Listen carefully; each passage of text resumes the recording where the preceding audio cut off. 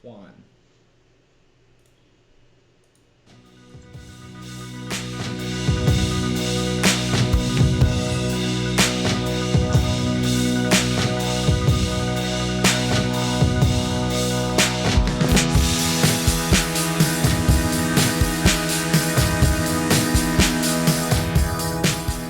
What is up, YouTube?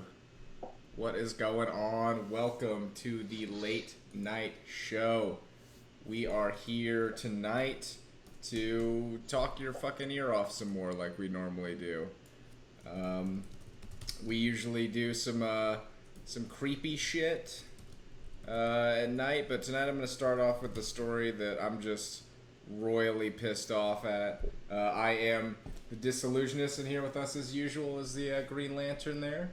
Another shout out to the Snow Leopard for those sweet beats that we're opening our show with. We quickly found out that Content ID is a real son of a bitch, and we can't play anything from any album anywhere without having a video demonetized. So thanks for joining us again tonight. We're happy to be here. I think I found out, Lantern, that if you take cold coffee that's still in the pot and you pour it into a cup with some spiced rum and a little bit of milk, you essentially got a white Russian. It tastes exactly the same.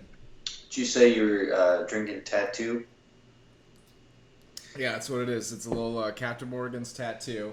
Captain Morgan's, you want to sponsor us? That'd be great. It's Tattoo from Captain Morgan's and then Old Coffee from this morning. The same coffee that I was drinking this morning, I'm drinking now with booze in it. So, as a coffee fanatic, I have watched a few videos and documentaries about the origins of coffee and how it works and how it treats your body, you know. And over the first few hours of it being brewed, it breaks down into a different composition. I don't know exactly how different. I don't know like how much differently it affects your body, but it just reminded me when you said you had old coffee in a pot. I'm like, well, what is it now if it's not officially coffee anymore? That's true. I mean, one of the times I'm still awake, but I have a raging mega huge boner that just will not go away. So maybe it turns into Viagra. No, I think that's just you. That is just me. And the Viagra that I took 20 minutes. That's how I prep for a show. I gotta pop a couple Viagras, just get a Hulk in the pants, and get excited. Speaking of hulking out, I think that everyone has probably heard this story by now, but we gotta talk about United Airlines. I know that that's not necessarily on the subject of creepy unless you call the looming, terrifying nightmare of capitalism ruining everything it touches creepy, because I find that kind of creepy. But for those of you who haven't heard the story, I'll break it down. And Lantern, you've heard the story, right? I'm assuming you've heard the info so far. Briefly, yeah, I do know. I do know how it pans out. So, for those of you who didn't hear the United Airlines story, essentially what happened is United booked up a flight, fully booked, and then decided, oh fuck, we forgot to save some seats for these employees that we need to fly out. I think it was to Louisville or something like that. And because they realized that they had made a mistake, naturally, what they decided to do is put the responsibility on the customer to resolve their problem. So they got on board and they were like, hey, we need 4 people to leave the flight, and we're gonna offer you $400, and we'll accommodate you for a new flight. Nobody was in on it. Nobody was buying. So they upped the ante. Hey, we'll give you $800, and we'll recompensate you on another flight. Yada yada. Nobody's down, which I think is kind of a rare situation. I think usually a few people volunteer, but nobody volunteers. So once again, when you're a company and you come to this passing of, well, we fucked up and nobody is willing to take a bribe to get off of the flight. So what do we do now? Should we take responsibility as a company for our own mistakes? Of course not. We're fucking capitalists. So what do? They go back on the flight and they go, all right, so we're randomly selecting 4 people to get off of this flight. They select a couple, the couple complies and they leave, and then they come to this man. I don't even know his name. I don't know if his name's out there. I don't necessarily know if I want to share his name currently, because who knows if he wants that kind of attention from anybody right now. But go up to a man and they ask him, hey, we need you to leave. You've been randomly selected. And this man, as a paying customer, somebody who was responsible and purchased his ticket and made his flight on time and was seated on the plane, stood up for himself and he said, no, not gonna do it. I need to interject really quick. As I was reading, he's a doctor. I still haven't found his name, but in this article that I'm reading from the Washington Post, basically witnesses state that this gentleman was saying, I'm a doctor and I have patients tomorrow, and proceeded to claim that he thought it was because he was Chinese that he was being selected. I didn't hear the Chinese part, but I did hear that, and I think it's been verified that he is a doctor. So yeah, he's a doctor. So he stands up for himself and his patients. He says, you know what, guys, I can't. I've got patients to see. I'm a doctor. I've got responsibilities I need to attend to. Responsibilities that aren't just about me and my family. It's about patients who need health care. So he stands his ground. He says, I'm not leaving this flight. I paid for a ticket. I'm not getting off. This is what's happening. So once again, you come to another overpass as a company and you go, well, we tried to force this guy off. He's refusing. He's standing up for himself. Do we finally, at this point, take responsibility as a company and said, we made a mistake and this is our fault and we're going to figure out another way to get our employees where they need to be, because this guy's a paying customer and he deserves to be on this flight? Of course they don't. They get the police to come in. The police ask him again, hey, we need you to get off the flight. This is, legally you're not allowed to be on the flight anymore. He says, nope, sorry, I got obligations. So they forcibly remove him from the flight, in the process smashing his head against one of the armrests, breaking the armrest, I believe, bloodying and knocking out the doctor, and then they drag him off the plane. There's also another video of him somehow finding his way back on the plane, and you can tell he's concussed, 100% concussed. He's just repeating like, I need to go home, I need to go home. Blood just pouring out of his mouth. I need to go home. He eventually grabs onto a curtain in the back and is just like, they're gonna kill me, I need to go home. Just keeps repeating that. He's freaked out. I mean, the guy's clearly concussed. I've seen people with concussions. I've seen people with head injuries. You start acting like that. You just start getting real weird and not really knowing where you are. You kind of start having a panic attack. And they drag him off the plane again. End up having to delay the entire flight for 2 hours because of how much of this guy's fucking blood is all over the place. His plane's now covered in this guy's fucking blood, so they've got to do a decontamination and cleanup. And so that, the flight ends up being delayed. And their employees get on the plane, they fly to their destination, and then the CEO responds by saying something to the tune of, we're sorry that this had to happen, but, this man was injured in what they call reaccommodating him.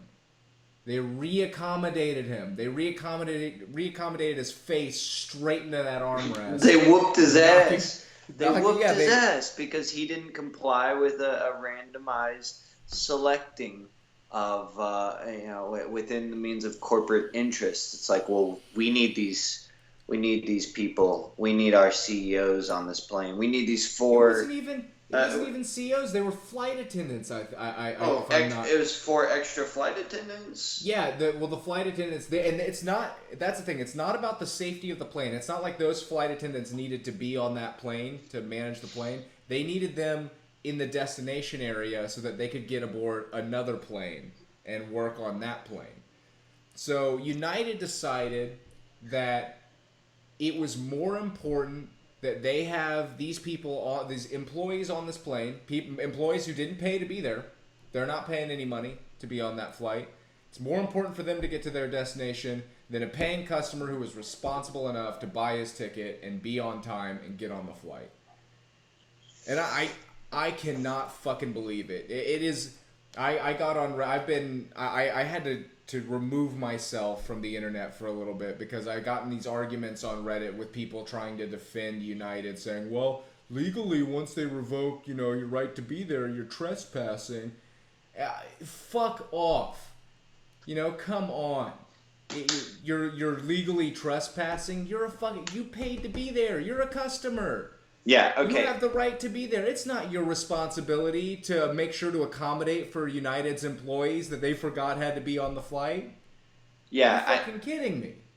I gotta say, man, this is reminding me a lot of a field trip gone wrong, and the teachers, instead of admitting fault, or the administration admitting fault, which would cost a lot more money than just bribing people. What they do is they just go, oh, okay, so instead of the people that paid for their field trip to be on the bus today, we can't afford another bus to take just 4 people, so we're going to kick 4 people that already paid for their shit off. We're just going to kick you off because nobody agreed with our corporate dealings, and everyone's like, we all paid to go home, In the same the same analogy, it's like if you had a bunch of kids going for a field trip, and instead being like, hey, we got to bring these 4 bus drivers on this bus because they're gonna meet up with these other guys. So sorry, 4 of you who paid to be here who are customers, go fuck yourself. Get off of this flight because we made a mistake and we didn't accommodate and plan for this. Well, it's problematic because if they could just compromise by some means, like if they could figure out how to fix their mistake without having someone concussed by police officers, having someone basically nearly killed or at least almost mortally wounded where he doesn't know where he is and he's trying to run back onto a plane that's about to take off. Anytime you give somebody a concussion, you don't know their medical history. That could kill them. If somebody has a clot in their brain, if somebody has some other medical issue you're not aware of, you slam their head against something, give them a concussion, they could die. That happens all the fucking time to people. And it to me, it's just, it's so fucking unbelievable that nobody in that decision-making process ever considered this guy, not only as a customer, as a patron of the business, but a fucking human being, man. They treated him like he was a bag of garbage that was taking up somebody's spot. And he wasn't. He was taking up his spot. He paid to be there. How fucking dare you say, oh, well, we fucked up, so now you gotta pay the price, customer. Guy who paid us money to be here. This is your fault now. This is your responsibility. I need to point out that this guy had no connection to this issue happening and ended up physically injured.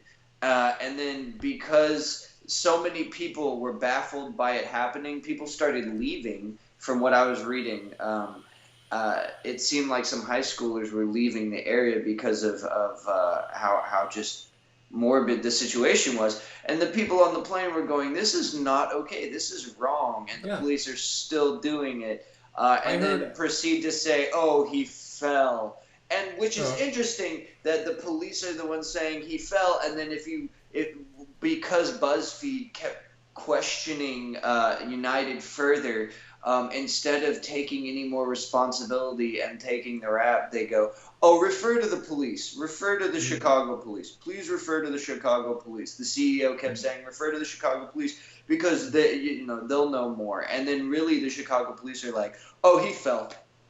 Oh, well, no, and what ended up happening, they gave him the old runaround 23 skidoo. I read into that a little bit more. They were telling the press, call the Chicago Police Department. And the Chicago Police Department was like, oh, no, you got to call the TSA. And the TSA, you call the TSA, and they've got a pre-recorded message going, oh, no, you got to call the police department. And so So you just go round and round in circles while nobody claims responsibility for the event. And then you got the, their PR guy saying, "Oh, he was reaccommodated. We're so, where it was unfortunate that he was injured." Yeah, it's unfortunate, but he wasn't injured because he fell. He wasn't injured because to any fault of his own. He was injured because you had police smash his head against the seat and knock him the fuck out. That's why he was injured. It's really it's appalling to me to think that a civilian who did absolutely nothing wrong was suddenly turned into a criminal and treated like a wild animal because he was resisting an arrest that he didn't even deserve. He just chose to stay because it was a randomly selected series of people getting kicked off. He just chose to say, "No, I have a choice. I have free will. I paid money to be on this vessel right now."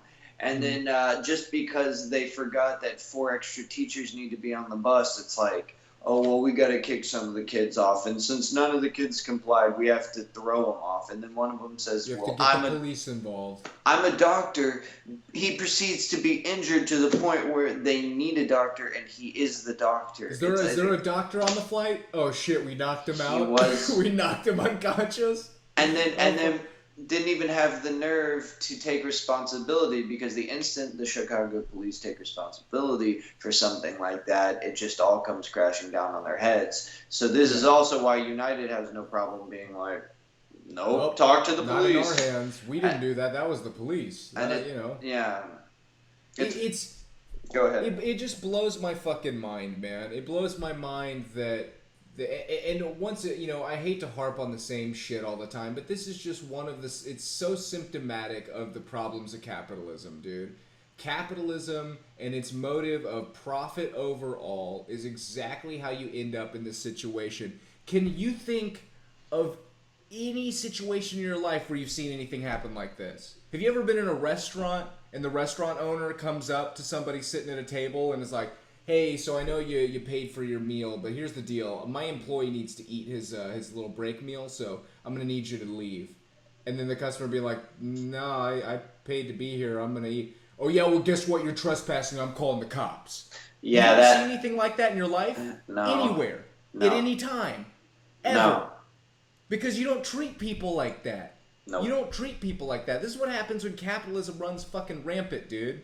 When you can treat people like a commodity, like he's not a human being. That's what it treats everything. You've come up with a word. Capitalism considers it a commodity. Human beings, commodity. Animals, commodity. The planet Earth, commodity. It's all just, whatever. We can sell, if we can sell it and make a profit, it doesn't fucking matter. Well, it's important to compare this system to the empire, as it were, because that you see a lot of that in these reflections of the evil emperor's law or the king's law, where you have peasants, people that are doing the everyday chores and work and working the fields and making sure that everyone has the resources necessary. They're being treated like shit on a daily basis. It doesn't matter if you're a doctor, if you're going to save lives. Because that guy was concussed, he probably was not able to do the amount of life-saving that he does on a daily basis, because the Chicago police felt that it was within their best interest to fucking throw his face into an armrest, because instead of just deciding that there could be a new means to an end, or that diplomacy wins above all, they just felt like physical force, and calling, basically using bureaucracy to its worst advantage. Well, and you mentioned earlier that he this happened to him for doing nothing wrong, and I would push it one step further. He did something right. He stood up for himself, and he stood up for his patients, and he said, "I've got obligations as a human being. I've got other human beings who are relying on me for their health. They've made obligations. They made these appointments in the past. They were responsible, and I'm responsible to them, and I'm responsible to myself. So I'm going to stay on this fucking flight because I don't agree with this. I'm not going to say, 'Oh, you need your employees to fly on the plane.' Fine, just fuck my life, and I'll just whatever." He stood up for himself, and what did he get? He got his goddamn head smashed into a chair, knocked unconscious, bled all over the place, and now that's going to be the world's memory of this guy, is a video of him bleeding from the mouth going, "They're going to kill me, I need to go home." Yeah, That's this is a prime example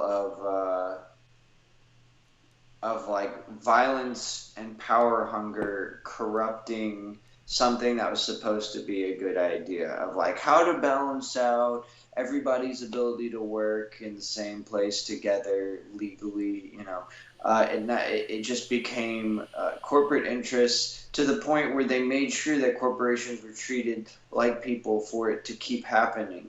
And mhm. now, all we get from it is whenever it's necessary, we're treated like shit and we're put through processing. And basically we're forgotten in terms of like, are we people or are we just, like you were saying earlier, a commodity? Yeah, it's inexcusable, man. And good on the people, because I've seen a lot of people on Twitter, a lot of people on Reddit who are saying, you know, I fly upwards of 100 some odd times a year, and I've completely switched all of my bookings. I've canceled all of my bookings from United. There's a lot of people who are boycotting them because they're like, I mean, because how as a customer can you go sit on a United plane going, okay, if they decide that they want an employee sitting in this seat instead of me, uh, and I decide that that's not okay, that I'd like to stand my ground, I might be knocked out and drug off by the police. That's not comforting as a customer. You don't want to pay people money for that opportunity. There's no reason to pay anyone to put yourself in that situation. This isn't something that United didn't invite him onto the plane, didn't give him a free ticket. He paid to be there. That it is his right to fly on that fucking plane. He paid for a ticket, and what did he get for trying to argue that point by saying I'm not gonna move? He gets knocked out. He gets knocked out and he gets drug off, man. And I started boycotting United myself years ago, and I'll tell a quick reason of why I did it, why I boycotted them. This is why I especially get mad about this story, because I've been treated the same way by United. A couple of years ago, I was gonna go see Noe. I was gonna go see my brother on his birthday, and this is when he was living in Los Angeles, and we were living together in Austin, and I was gonna catch a flight, go see the guy. And so I booked what they call their weekend special tickets. Now, weekend special tickets are a very low price ticket where they're just trying to fill those last seats that nobody purchased right at the last second. You can only buy them about 3 days in advance. And so it's a nice price, and I was like, sweet, man. I wasn't expecting to see my brother on his birthday, but these weekend deals, that's a great price. I'll hop on the flight. I'm going to go see the guy. So I purchased my ticket. I'm thinking we're good to go. I hop on. Katie drives me to the airport. Get out. I go to the gate, and I go to get my ticket printed out. And the woman tells me, "Oh, yeah. Are you sure you're supposed to be on this flight? Because I'm showing here on your ticket that your flight's not for 2 weeks from now." And I was like, "Well, I don't. There's no way that's possible. I booked a weekend special ticket." And I asked her. I was like, "Is it possible to book a ticket at that price 2 weeks in advance?" She goes, "Well, no, it shouldn't be possible. But we're not going to be able to board you on this flight. You're going to have to contact customer service." So I go Wow. back home, and this is at 6 in the morning. I'm fucking just still waking up, still going through the motions. So I call United because I can't. The only number I can find is for booking, for booking a ticket. So I call them up and I explain my situation to the guy. We go through all the motions of verifying it, and he tells me, "Oh well, you know, technically the responsibility is on you to check. You have 24 hours after you purchase your ticket to check that it's on the right date, and then you can change it then free of cost. But after that, you're gonna have to pay a fee." And I was like, "Okay, how much is the fee?" It's $250, and I was like, "That's the Oh, original price of the ticket. what the I'm fuck? now paying more money to be on this flight than I would have paid in the first place for a normal ticket." I was like, I'm not doing that, dude. This is a mistake on your end. This is you guys clearly made a mistake. And I asked him again, is it possible for anyone to purchase a weekend special ticket at this price 2 weeks in advance? Same answer, no. Well, it shouldn't be possible. Shouldn't be possible to do that. And I said, well, then help me out. What's going on? Well, I can't, sir, I'm just in booking. I can't do anything about this. If you want to pay, I can get you on that flight right now. Or I can get you on a flight a little bit later today if you want to pay that price. So I go, well, let me contact customer service. So I do some digging, do some looking around. Here's the fucking kicker.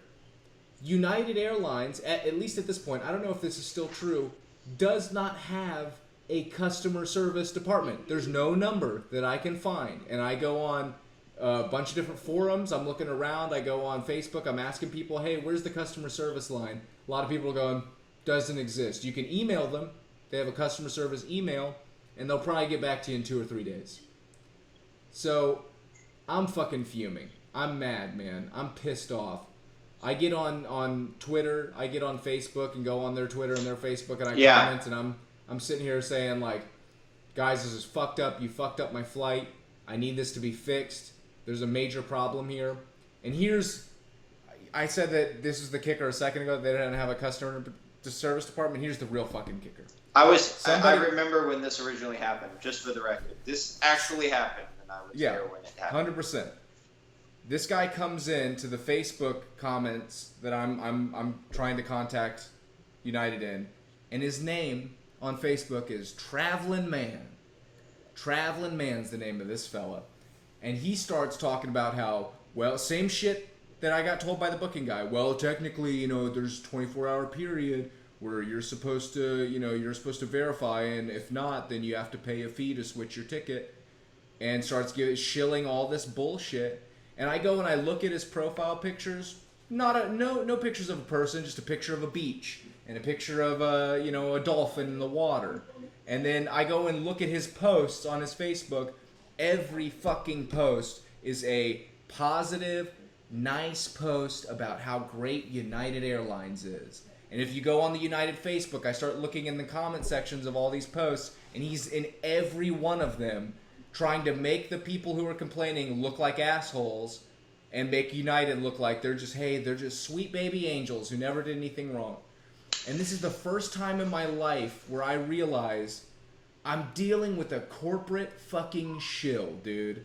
This guy is paid money to get on Facebook and to come at people like me who have no other place to complain because they only have a customer service email. You can't talk to anybody in customer service. No phone line to call.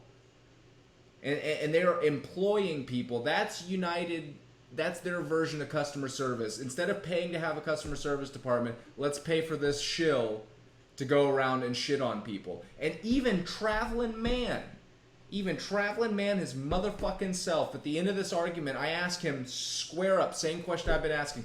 Is it physically possible for me to purchase a ticket at this price 2 weeks in advance? Is that fucking possible? And he goes, well, it shouldn't be possible. Same fucking line that I get from the booking guy, that I got from the ticket lady at the front at the airport.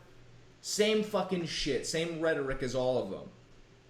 And I realized, man, they've backed me in a corner, and there's nothing I can fucking do. There's nothing I can do. If I want to see my brother on his birthday, I now have to pay another $250. Now I got to drop more money because they fucked up, but they're shoveling the responsibility onto me. Because I didn't realize that what's supposed to be physically impossible to happen had happened to me. I didn't realize that I booked a ticket that's not fucking supposed to be able to be booked. That's my fault. That's my bad. I should have done something differently. And so I called up and I paid the ticket price, ended up eating the fucking cost and flying out to LA because I wanted to see my brother on his birthday. Unbelievable, man. And that's why this shit pisses me off, is there's a million fucking stories of them doing this to other people just like they did me. Just treat me like I wasn't a customer, like I wasn't a human being with needs, that I wasn't a patron of their business. Treat me like a piece of shit. Well, I gotta say, man, you were kind of saying sorry that we're not doing the creepy thing, but I don't think that's true at all. If you think about it, it's creepy as hell to think that instead of paying people money to help customers, this corporation is paying people money to pretend to be happy and go around telling all the actual factual naysayers that Yeah. they're just wrong for having complaints, for having Yeah. real life problems that were the fault of United Airlines happened to them. Oh, nothing ever happens to me. Y'all are crazy. Look at this This is crazy guy. Look at these crazy guys. And then there's a dude with a concussion, bleeding from the nose and the mouth. I need to get home. They're trying to kill me. And United Airlines is like, shame on you for standing up for yourself. That this is is some, nothing. and This is that's, just an overbooking issue. We're sorry.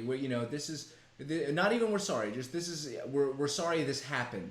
Not we're sorry to this guy for bashing his skull against a seat and knocking him out and embarrassing him in front of not only a plane full of people but now the whole goddamn country, the whole goddamn world. Not sorry about that. You're sorry it happened. Yeah, I bet you're yeah, sorry it happened because you got a lot of people canceling flights now. You got a lot of yeah, people pissed off. If you go look at United's Twitter right now, I implore anybody listening to go look at their Twitter. It is nothing but people shitting on them. Nothing but businessmen and women going, yeah, I've canceled all my United flights because this is fucked up. I don't want to be treated that way. I see the way you treat your customers, and I don't want to be one of them. yeah. I think it's plain to see that because of how fast media um, goes viral now, Mm-hmm. you really can't get away with treating people like this, especially on such a large level, or especially in such a open way. Mm-hmm. And expect it to not have any serious side effects on your corporate on your business, on your corporation. Like it's if you actually gave a shit about your customers, this wouldn't happen. Yeah. It's very cause and effect. The Mm-hmm. laws of causality do apply in this situation and in our world, and it's just now coming to light in some ways. We're like, it's no longer acceptable to try to get away with horse shit and sell it to the customer, and then Mm-hmm. whenever they try to complain to you, the corporation, you just send them on a loop. You send them on basically you get people to chase their own tails instead of actually helping them deal with their problems, because you don't want to spend money, you don't want to allocate resources on actually helping the customer. You're going to get a serious kickback from that, whether you like it or not. Yeah, man. Well, we're really what I see it as is we're reaching this weird meeting, this like apex focal point of capitalism just going out of control and the internet and modern technology monitoring it like never before. It's this complete meeting of capitalism's gone way too far, but now everybody's got a fucking camera in their pocket. Mm-hmm. And so, the shit that they were getting away with or starting to get away with 10 years ago is now the shit that is being broadcast all over the world in seconds after it happens. Yeah, and the best part about it is, I think fear mongering still has a huge role in all of this. Whooping a guy's ass for standing up for himself is supposed to scare us and put us in our place as animals, because that is kind of the way that, mass control. There are certain systems of mass control, and that is one of them is fear based. And it's just a shame that this is what it comes down to. But because of technology, despite the fact that we're supposed to be afraid and we're supposed to be scared into thinking that our government is constantly watching us, the flip side of it is that we are the media now. We are the people Yeah. that are like, oh wait, my phone can stream this, and you're I'm a fucking reporter. lying to me. And it's, yeah, exactly. Yeah. Well, and it just really it blows my mind that everything went that like even the cops in the situation, dude. Like that's another thing that's fucking scary about this situation. The way that these cops handled this dude, you know, acting in corporate interest, man. They're not acting. This guy didn't do anything wrong. Who the fuck are they? Are they protecting and serving the public? Fuck no. They're protecting corporate interests. They're protecting a corporation's right to say, fuck you, fuck your money, fuck your patronage. We're kicking your ass off. And the way that they slammed this guy around and bloodied him up and beat his ass, if that was one of those cops' brothers or sisters or mothers or daughters sitting on that flight, would he have treated him that way? Would that cop have gone up there and grabbed him and bashed his goddamn head against the seat? Is that something he would have done? Absolutely not. And I'm willing to even look further into this concept of him declaring it was because he was Chinese. You know, was it so random of a selection, or was there some were there racial issues tied to it? And this is what was kind of being suppressed and the information that was being sent out, you know, by all these different witnesses, because there were the majority of people were shocked at what was happening, and the only people that weren't interested in the emotional complications or attachment of that were the people that were being paid at that point in time. Yeah, You know? the people who are making money.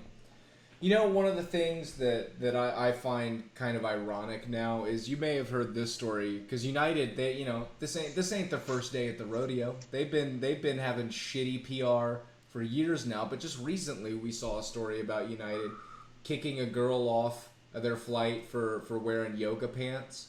What? And yeah. So the reason that they kicked her off is that they give their employees free passes to bring family members or friends on a flight if they want to travel somewhere for free. And apparently somewhere in the small script of your ticket when you get it, it says we have a certain dress code that you have to apply to because you're representing the company. And so this girl's wearing yoga pants and they decided that's not up to our standards and kicked her off of a flight for wearing yoga pants because that doesn't represent the company well. Well, the great irony of it all is, what represents your company worse? A woman on an anonymous flight wearing yoga pants, or smashing a doctor's head against a fucking chair and knocking him unconscious? Yeah. Are you gonna fire those employees who made those decisions? Fuck no, you're not. But yeah, kick the girl off wearing yoga pants because this doesn't meet our standards. Well, apparently your standards are pretty goddamn low. Yeah, I hope whoever decided to try to squeeze those 4 extra people onto that one flight, I hope those people or that person is happy with themselves because they thought, oh, it'll save money to, instead of having a private jet fly these 4 people to a place which costs a lot of money, let's just kick 4 people off and offer them, oh, I don't know, 600 apiece, no, 800 apiece.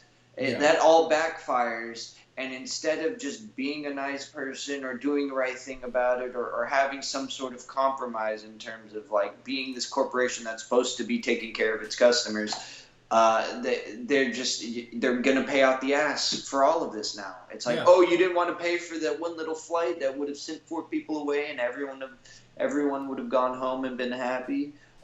You know, well, now you have to pay for it.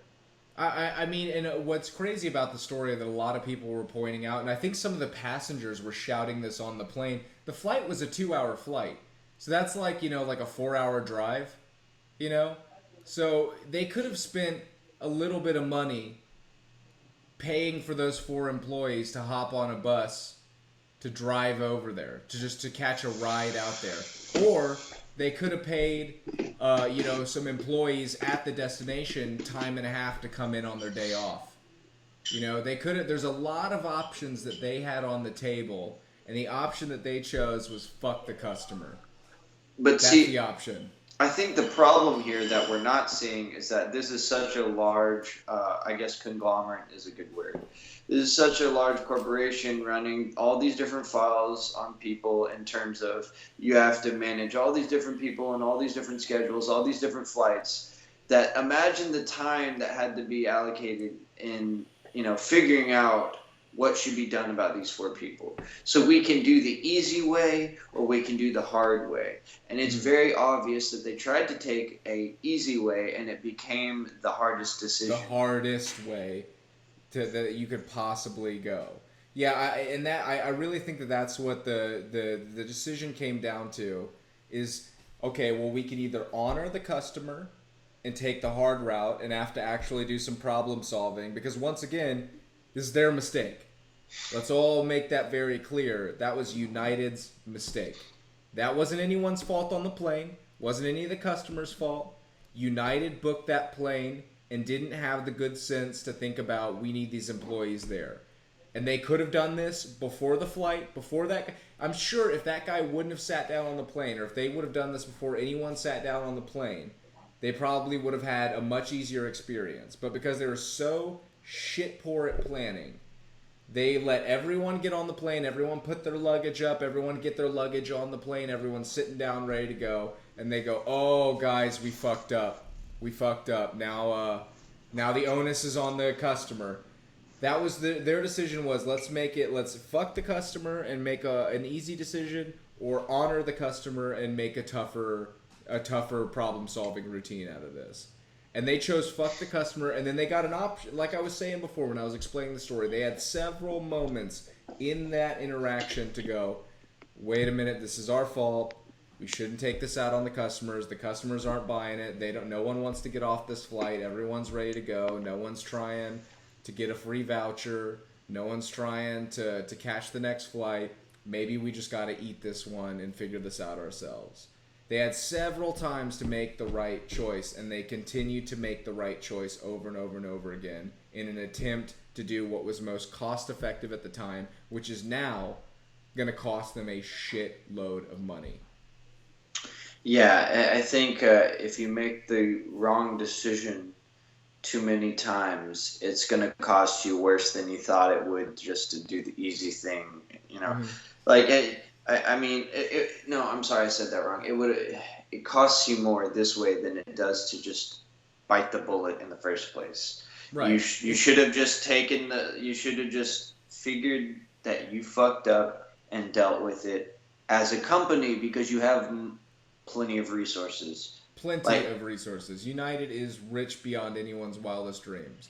To me, if I were to correlate it to something, it's like, imagine there's a fucking king cobra on the ground, and then he's coiled up around 10 grand in a fucking stack of cash. And you're sitting there and you're like, I want to get that money. I want to grab that money, and you reach for it and the cobra snaps at you and you're like, oh, fuck, but I want to get that. You have so many options to walk away, but you keep reaching, get that money. And then finally the cobra fucking bites you, and now instead of having $10,000 in cash, you got $30,000 in fucking bills at the hospital. It's just you keep making the stupid choice because you're trying to make a quick grab at some easy money, and now it's gonna bite you in the ass. Yeah, and I think, I mean, I'm gonna end my share on this topic on this note. Do you think boycotting this company is going to be enough? Because as we both stated, they have plenty of resources, and they made a very shitty, greedy decision, and this is all based off of money. And so all these, well-off people are saying, well, I'm not going to fly with y'all. Well, how much of that does it take to actually cause this company to change its efforts? It's like a Pizza Hut. It's like a Pizza Hut situation. Where was it Domino's? I think Domino's. Yeah, it was. Sorry, I'm okay. Well, I shouldn't even be throwing these brand names around, but it's a very Domino's situation where Domino's. I have a lot of respect for the people running Domino's because the way that they dealt with the pressure they were receiving for just having the shittiest pizzas on the planet is they were like, okay, so instead of pretending that we have better pizza, why not actually make good pizza? And everyone's like, holy shit, did you just say make real pizza? Oh my god. Guys, yeah, it's like everyone's sitting in a big corporate meeting room. All the major players of Domino's are there. They're sitting there, and someone's like, "Hold on one second.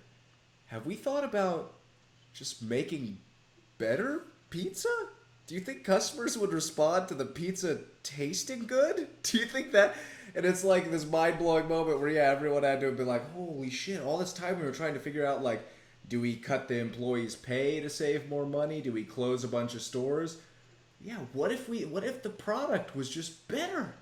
And it worked. And it worked. I remember when that happened. I tried the pizza. I was like, this is way better. And I order from Domino's a whole hell of a lot more than I used to. That's for sure. Well, we're definitely not being endorsed by those motherfuckers. I'm not saying we couldn't be, I but would love a Domino's endorsement. I'll take it it. is a it is a prime example of what would happen to a company if instead of throwing someone's face into an armrest to try to deal with their problems, they just made better pizza. Yeah. Just make better motherfucking pizza. Just do your job better. Just take care of your customers instead of not having a customer service hotline and Mhm. paying corporate shills to pretend to be real people. How about Yeah, instead of man. doing that, you reallocate all of those interests into something worthwhile and beneficial that has good, long-standing benefits, long-standing effects. Well, it's one of those interactions that is very few and far between when it comes to major corporations in America. Is they really don't like to do because it's hard work. That's hard work. Having to rethink the entire way that you treat the customer, the entire way you treat the product you're selling. It's a harder job than trying to shill bullshit. It's a harder job than trying to fake it or lie to your customer or trying to provoke customers with bullshit. It's a difficult task to be a better person. It's a bit of difficult task to be a better company.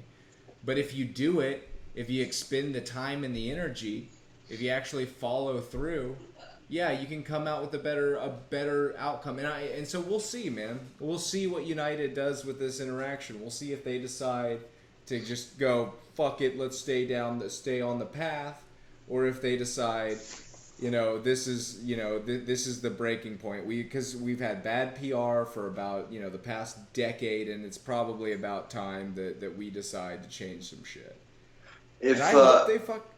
Oh, good. no, you finish what you're saying.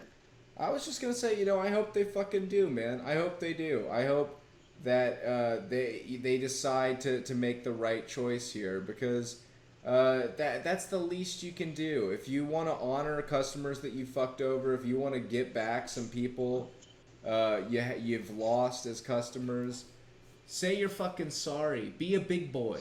I'm so tired of corporate Americans and corporate America. I'm so tired of capitalists. I'm so tired of fucking businessmen of America acting like fucking children. You expect the rest of the world to act like big boys and girls and get a job and do right by themselves and do right by a family and do earnest work. Well, now it's your fucking turn. Be a Yeah, big well, boy. Be a eh, big boy. if Own you're gonna up. if you're gonna be a child, at least pretend to be a motherfucking superhero, you cocksuckers. Because I think that's the only way you're gonna get any good shit done. Is if you have a childish brain or mindset about how things need to get done, and you're running a big business. Maybe think of it more like a hero in terms of a fucking corporate asshole that's gonna get his ass kicked by a superhero in the long run, because that's usually what ends up happening to those Mm. people, right, in the comics. So at the same time, either grow up and avoid getting your ass whipped by a superhero, or start being a motherfucking superhero and join the Justice League. There you go, Like, man. start taking care of your fucking customers. That's what customer support is about. Real customer support is, oh, your house is on fire. We got a team of people. Firefighters, those are the real heroes. I'm Mm. giving a Well, shout and out. that's, I mean, just like it seems so simple. It seems so simple. The guy who like that guy, he's one part of the whole of customers who make your existence viable. Without guys like that doctor, you wouldn't exist. Your company wouldn't exist. You have to have customers to be alive to survive as a business. It seems so simple that you should I'm not even talking about treating them like a fucking celebrity. Treat them like a human. Treat them like a person with feelings and a life. Yeah, and a doctor. Treat him like a doctor, because Yeah. you shouldn't concuss a doctor, especially if it's hard to become a doctor, because we need those and we need more of them to do Yeah, their job well. that's a Because valuable brain you just slammed against the chair. yeah, That's a well-educated, well-trained, smart fucking well-doing brain that you just slammed against the fucking chair and concussed. That's a responsible, responsible man that you just turned into a child in front of the world, saying they're I gonna kill me. I need to go home. I can tell you straight up that gentleman has probably saved more lives than I have. Not probably, Yeah. definitely. Definitely, yeah. He is the modern day superhero, the doctor. Mhm. So having the police, they're supposed to be the modern day superheroes or the peace officers, concuss this dude just because United Airlines said, hey, he's not agreeing with our corporate interests. Can you just, meh? Would you mind just going on there and beating the shit out of him real quick and like bloodying him up and just make a real example out of him? Well, they didn't say that, but they didn't tell them to stop either. Yeah, yeah. At no point, no one on the flight that was a United representative went, hey guys, this is getting a little out of control. Maybe we just leave this guy on the flight. He doesn't want to go. You know what? We shouldn't make him. It just the displacement of responsibility. I'm just getting so sick of it, dude. Own up. Be a big boy. Act like an adult. Act like you know what you're doing. Act like you give a shit. Treat the people who at least treat you don't have to treat Joe Schmo like shit, but at least treat the guy paying you money like he fucking deserves to get what he paid for. Is that too much to ask? You know who else basically said, I was just following orders? The Nazi soldiers that were in the Nuremberg trials. The German officers that were on trial for helping kill so many people. They essentially were like, hey, it's not my fault. I was just following orders. That's essentially what the police do at this point in time when it comes to innocent people being moved around like cannon fodder or like cattle, because that's how this gentleman was treated, was like a cow. Like they're just tasering him to get him off the plane, not because he did anything bad, but to get a physical response out of him. Get up, move, go. Move, yeah. Get off of here. Yeah, go ahead. Yeah, I know, and I I'm not, because I don't want to call these fucking cops Nazis, but like, where are the good cops, man?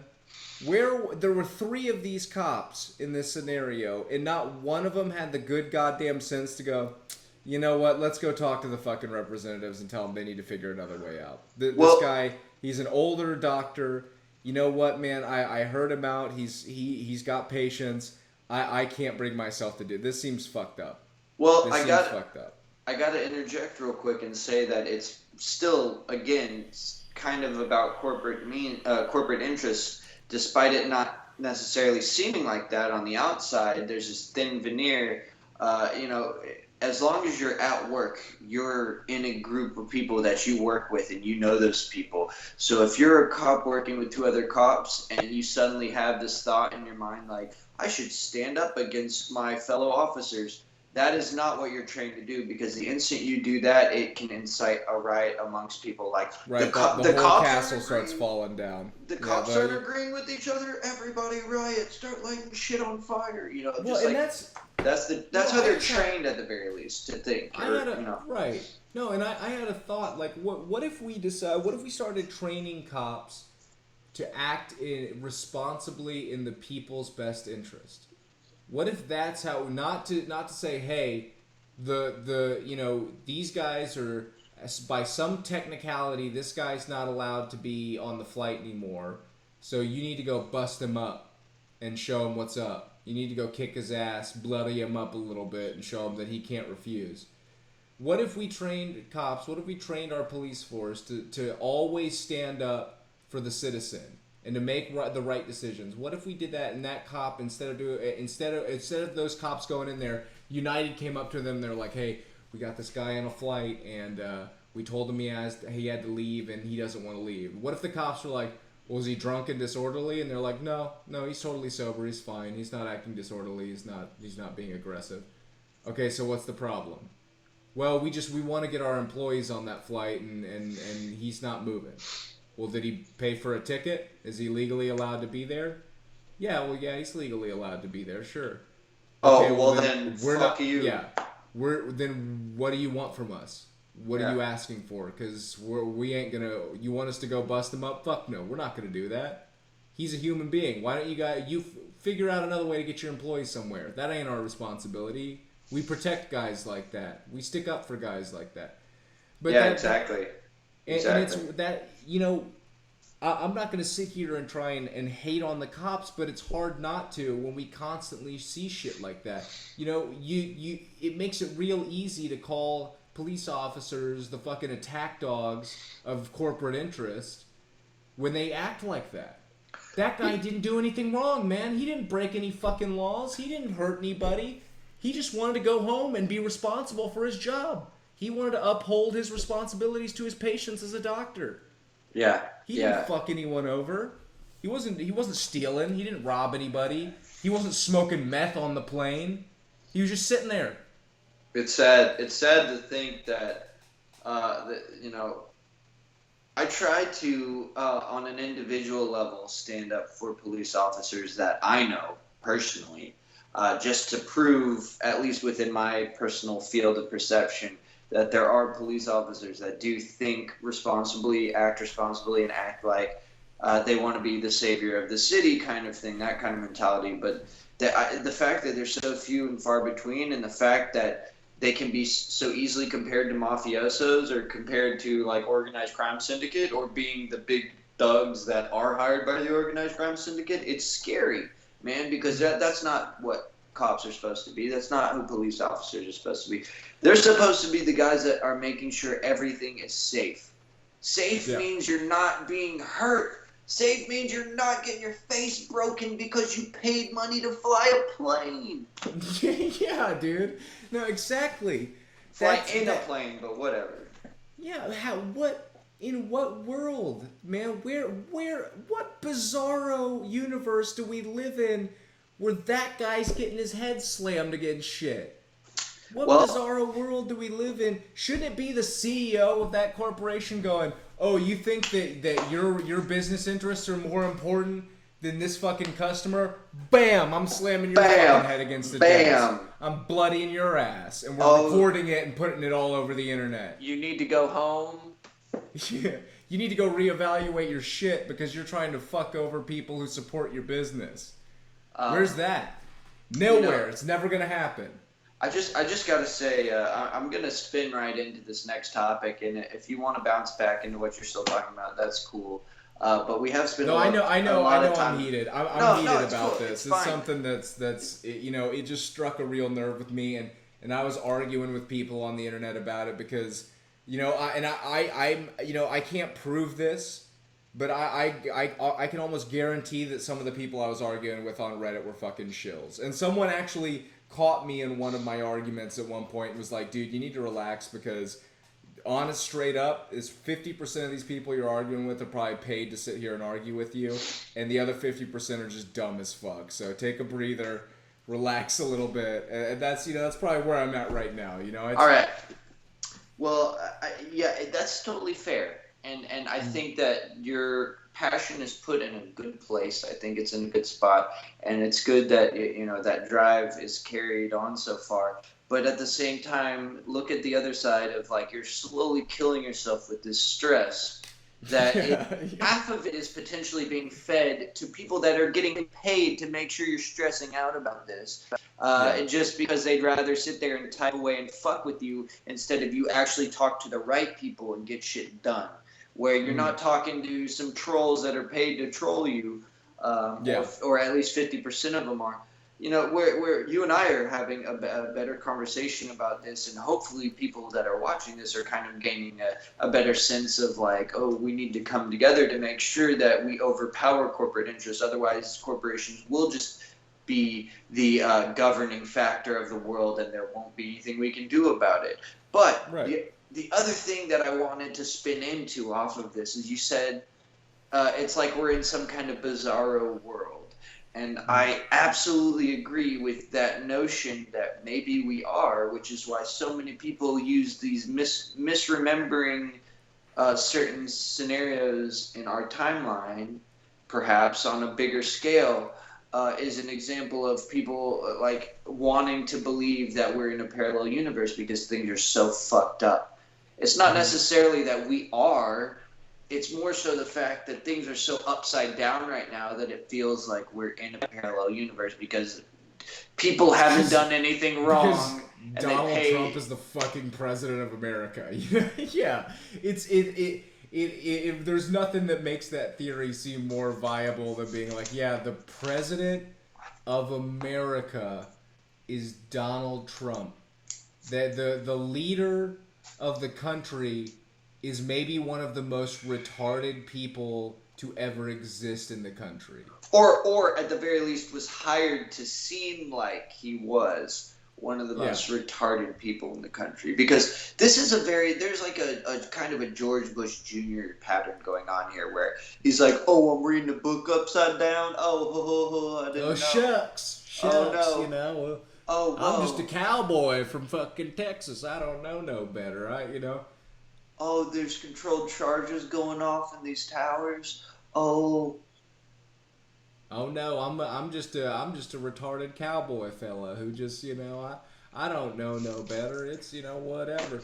No, there is a part of me that feels like Donald Trump is in his private life is like a really well spoken, like genuinely like intelligent, decent human being, but he goes out in public and puts on this well, we gotta think about the baby.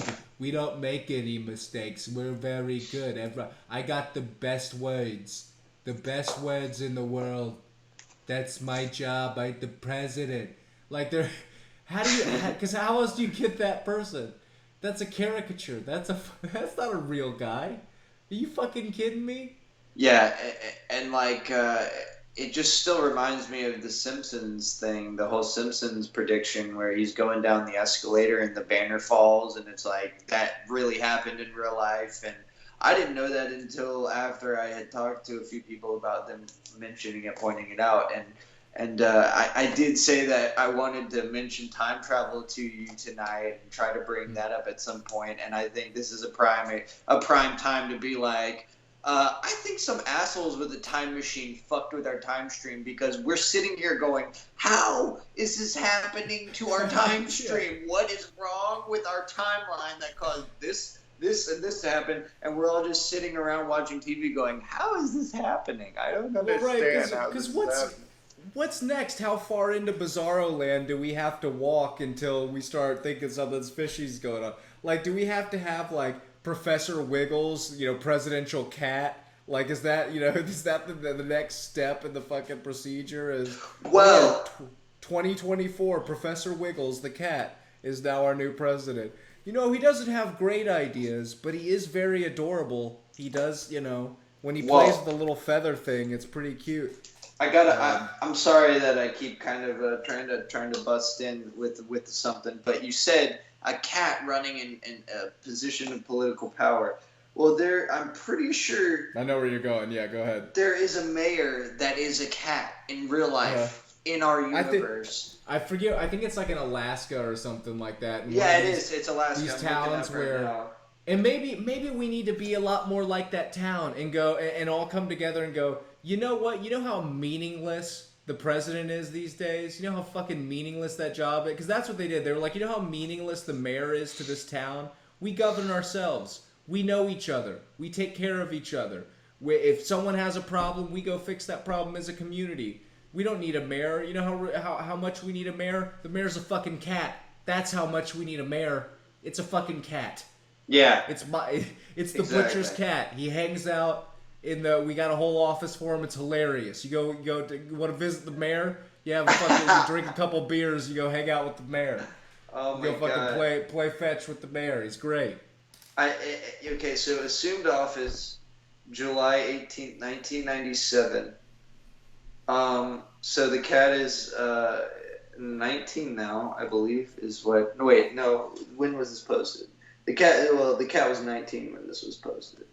As of 2017, Stubbs is still mayor and has been described as Stubbs. Is that what it is? Yeah, Stubbs. Stubbs the cat. The mayor cat of Talkeetna, Alaska.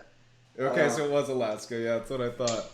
Has been described as a tourist attraction, having been flooded with cards and letters and drawing 30 to 40 tourists each day.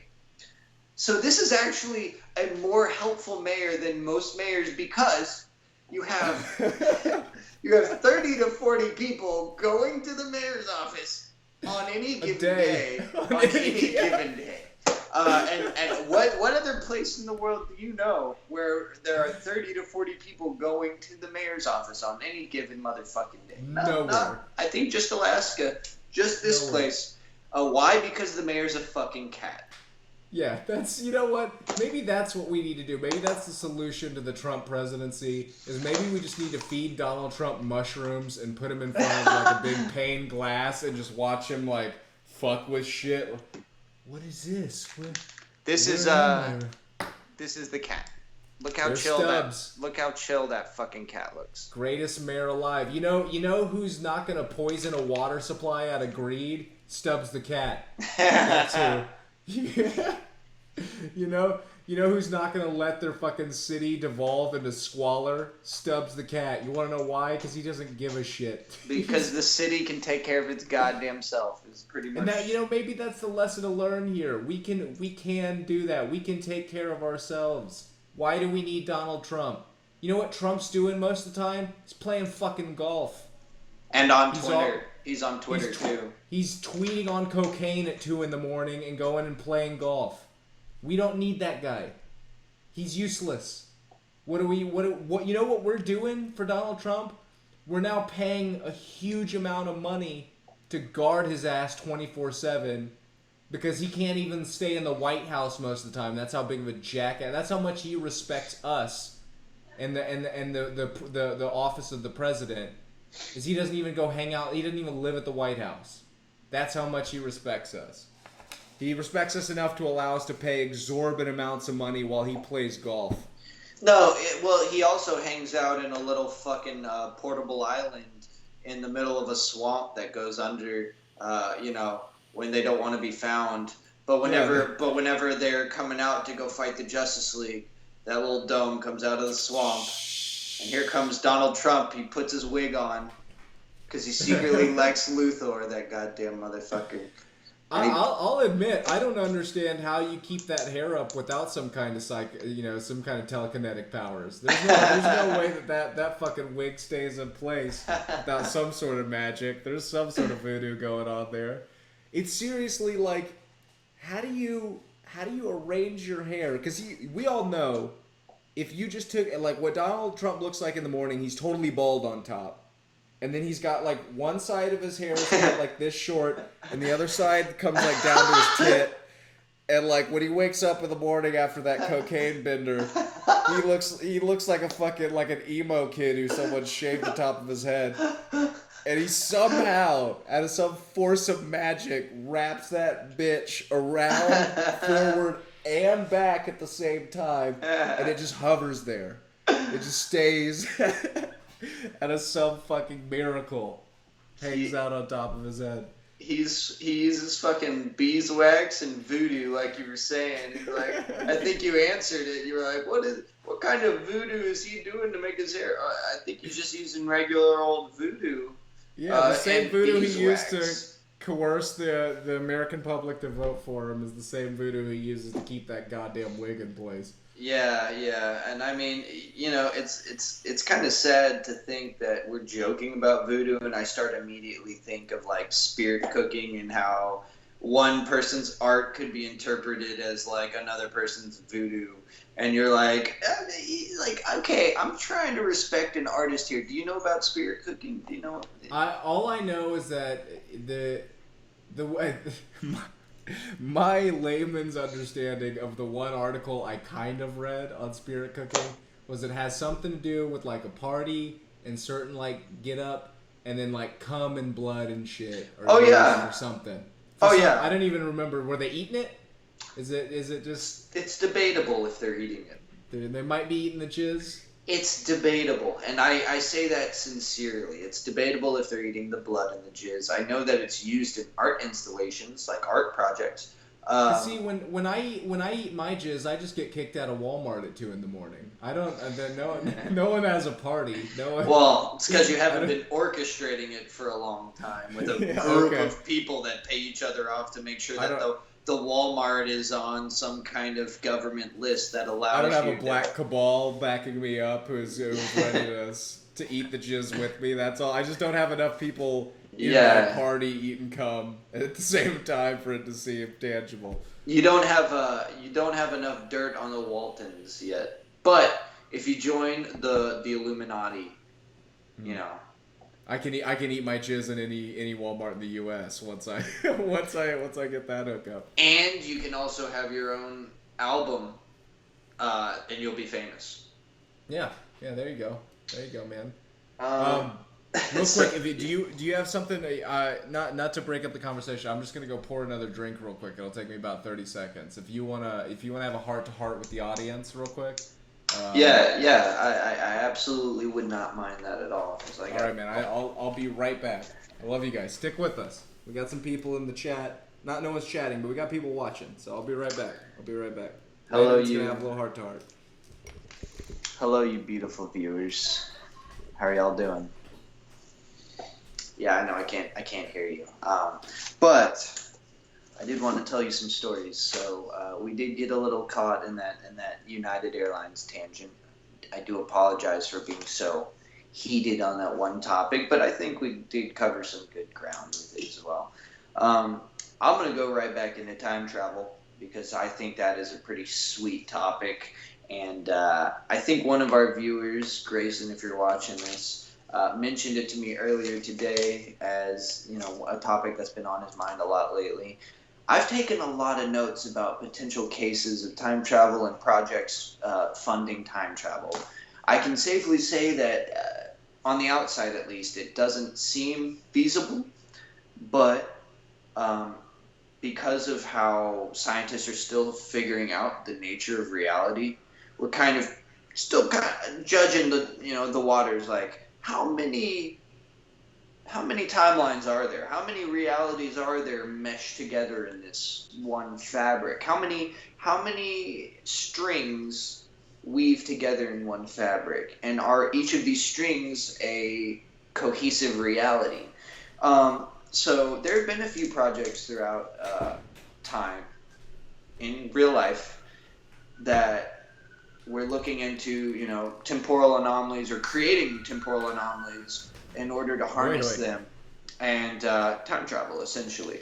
So the only feasible means that I've come across is this theory that you stabilize wormholes, keep them connected by some means, potentially quantum entanglement, and then jumping through this wormhole that would, in essence, shoot you into a parallel timeline. It wouldn't be your timeline. So this is the only feasible way that I'm thinking, is that there are parallel timelines that mirror each other, very much like the Rick and Morty concept. It's not time travel, which is why you see the time travel box in the back of the garage. It is not the kind of time travel that people always try to perceive, because that type of time travel would cause the universe to rip in half, most likely. So the only feasible form of time travel I'm thinking of are all these different strings of reality, and I guess you could call them cosmic strings. There's different terms for them. You figure out a way to, like, harness the ability to jump between the lines, the loops. That is going to be the trickiest part, and to choose would be even harder still. You know, I can hop in real quick, because this is kind of my funny story or understanding about time travel. Is I remember when I was like 17 or 18, you know, I was like fucking like King Dick. It's like I figured out why, you know, time travel is not possible, man. I know why. Look, at least traveling into the past isn't possible, because if it were, we would have seen evidence of time travelers in the past, or someone would come, some dickhole with the time machine would come back and be like, it's all real, your fucking existence is bullshit, we're in the future. Like, so I was like, yeah, we haven't seen that, so there's no way it's possible. But then, fucking good old Stephen Hawking got me all fucked up on his he did a speech about time travel. I think it was, you know, probably about roughly 10 years ago that fucked up my whole understanding of that. And that's what he was saying, is that if you were to be able to travel through time, you more than likely, all of these ideas of paradoxes of like seeing yourself, or the butterfly effect, or if you killed your mother in the past, would you destroy yourself and never be born? That's kind of what he was saying, is that if the second you traveled through time, the second you created enough energy to do that, what essentially you would do is you would fragment yourself into another dimension, another dimensional space from where you were. And so if you went and killed your mom, you wouldn't die, because that would be, the you of that dimension would never be born, because you would have killed your mom in that dimension, while your dimensional mom still exists in the past in your own dimension. Yep. Or if you went to that dimension, you could potentially fuck it up, but it wouldn't harm your own existence, because you would essentially be this outsider transversing between dimensions.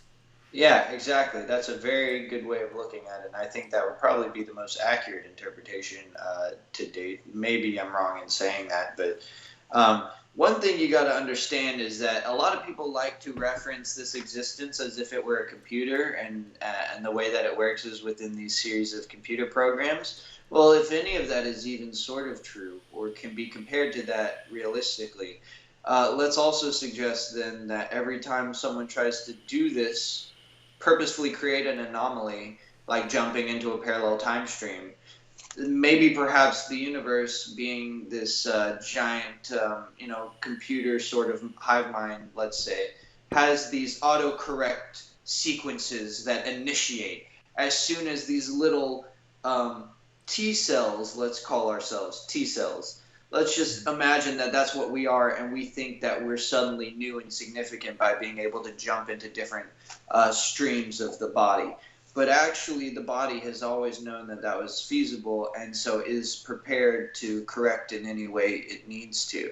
And so instead of thinking that it all has to be one linear time stream, which is a very three-dimensional or even almost two-dimensional way of thinking, you have to look at it like from an even higher dimension, potentially, where you see it as slides that you're existing in all at once. And so these are all slides of reality. And being able to jump into like a parallel version of those slides, it could cause it could be feasible, because you wouldn't be going back and fucking up what you did, or going forward and causing a past anomaly for another future. You know what I mean? And interestingly enough, this kind of connects with a few stories that have been floating around online for a while. And me being, me, I have always kind of looked after these weird-ass stories and tried to see if there's any credibility behind them. And there's really two that stand out, and then there's one connection that I think is just a hilarious mention that I should throw out there. So first of all, John Titor. John Titor is a very popular, or unpopular, depending on how you look at it, name on the internet, because it is a gentleman who claims to have done this very form of time travel. And the only reason anybody believes it is because he's saying, well, I come from a parallel reality from the future where all this potentially happens. And so when I go back and tell y'all, it's not going to happen exactly like how I tell you. So everyone's like, okay, I call bullshit. Yeah, fuck you. But there's just, there's definitely an online audience where that was initially generated that was like, oh God, maybe this guy's a time traveler. He came out with blueprints and tried to explain how it works. But then as I took more and more notes about it, because I was excited, it turns out that the majority of this information was being generated by a guy who was also being charged with being a creeper, like creeping on these women, different women and things like that. And basically being mentally unstable. Guys, I traveled into the past because fucking chicks are way easier in the past, dude. Before all this feminism shit got real popular, you could still go just back into, grab them in the pussy. Now in the future, it's so hard to fuck a girl because she's got, she's full of fucking self-interest and, and self-strength and self-perseverance. Back in the past, women are still easy as shit. They had no rights. It was way easier to go creep on them. And then he gets locked up in the past, and so everyone just thinks he's a creeper in his normal timeline. And he's like, "Help me! I'm stuck in the past." And everyone's like, "No, you're not, dude. You're just insane as fuck." Did you watch that series? It was a conglomerate on Hulu between Stephen King and J.J. Abrams. It was 11/28, fucking 60 something. I can't remember it, but it's about the JFK assassination. Dude, you would love that series. Holy shit! Let me look it up. It's got James Franco as the main actor in it. He plays John F. Kennedy. No, he play. Okay, so 11/22/63. That's the That's what the date. The name of the show is But 11/22/63. I think that's the date that Kennedy was assassinated or some shit like that, or maybe it's like somewhat before that. But anyhow, you would really love it. I'll give it a quick setup because you haven't. We should. That would be something that would be fun to have you watch. I could rewatch it too. And if I'm being honest, it peters out a little bit towards the end of the show. The conclusion isn't as great as the first like 5 episodes are fucking amazing. But it's about this guy who he's eating at a diner that he always eats at, and he's an English teacher, and this old man that he's kind of like he's been friends with for a long time. He's been taken care of. This guy is he starts getting physically ill. He's the owner of this diner, and so he's taking care of this guy, and the dude is chatting with him, and he's like, I want you to go back into my office. I need you to go pick something up out of this closet. And he walks into the closet and suddenly is transported back in time. And he walks out, and the second he walks out the door, he's walking, and there's just this dude in this like black suit who's like amongst this crowd of everyone who's in their 60s attire and whatnot, and he's just looking at him, kind of like confused, like who the fuck is this guy? And he goes through this kind of little adventure in the past in the first episode, and has kind of some of this weird shit happen, and comes back. He runs back to the area from which he entered and walks out of the closet, and the old man is there, and he's just like, what the fuck? James Franco's like, what the fuck was that? And he's like, that's the only way I could explain it to you. That's the only way you could see. And so essentially in that reality, only like, I think a couple of minutes had passed, even though he had spent like a day or so in the 60s. And this old man gives him essentially his mission is like, you have to stop Kennedy from being assassinated. That's my goal. That's my mission. And I haven't been able to do it because time pushes back when you push on time. It's one of the main themes of the show, and I won't go too into it because I'll spoil it, but essentially tells him like that's kind of why I'm dying right now, is his time is pushing back on me. It's finding a way to keep me from going back.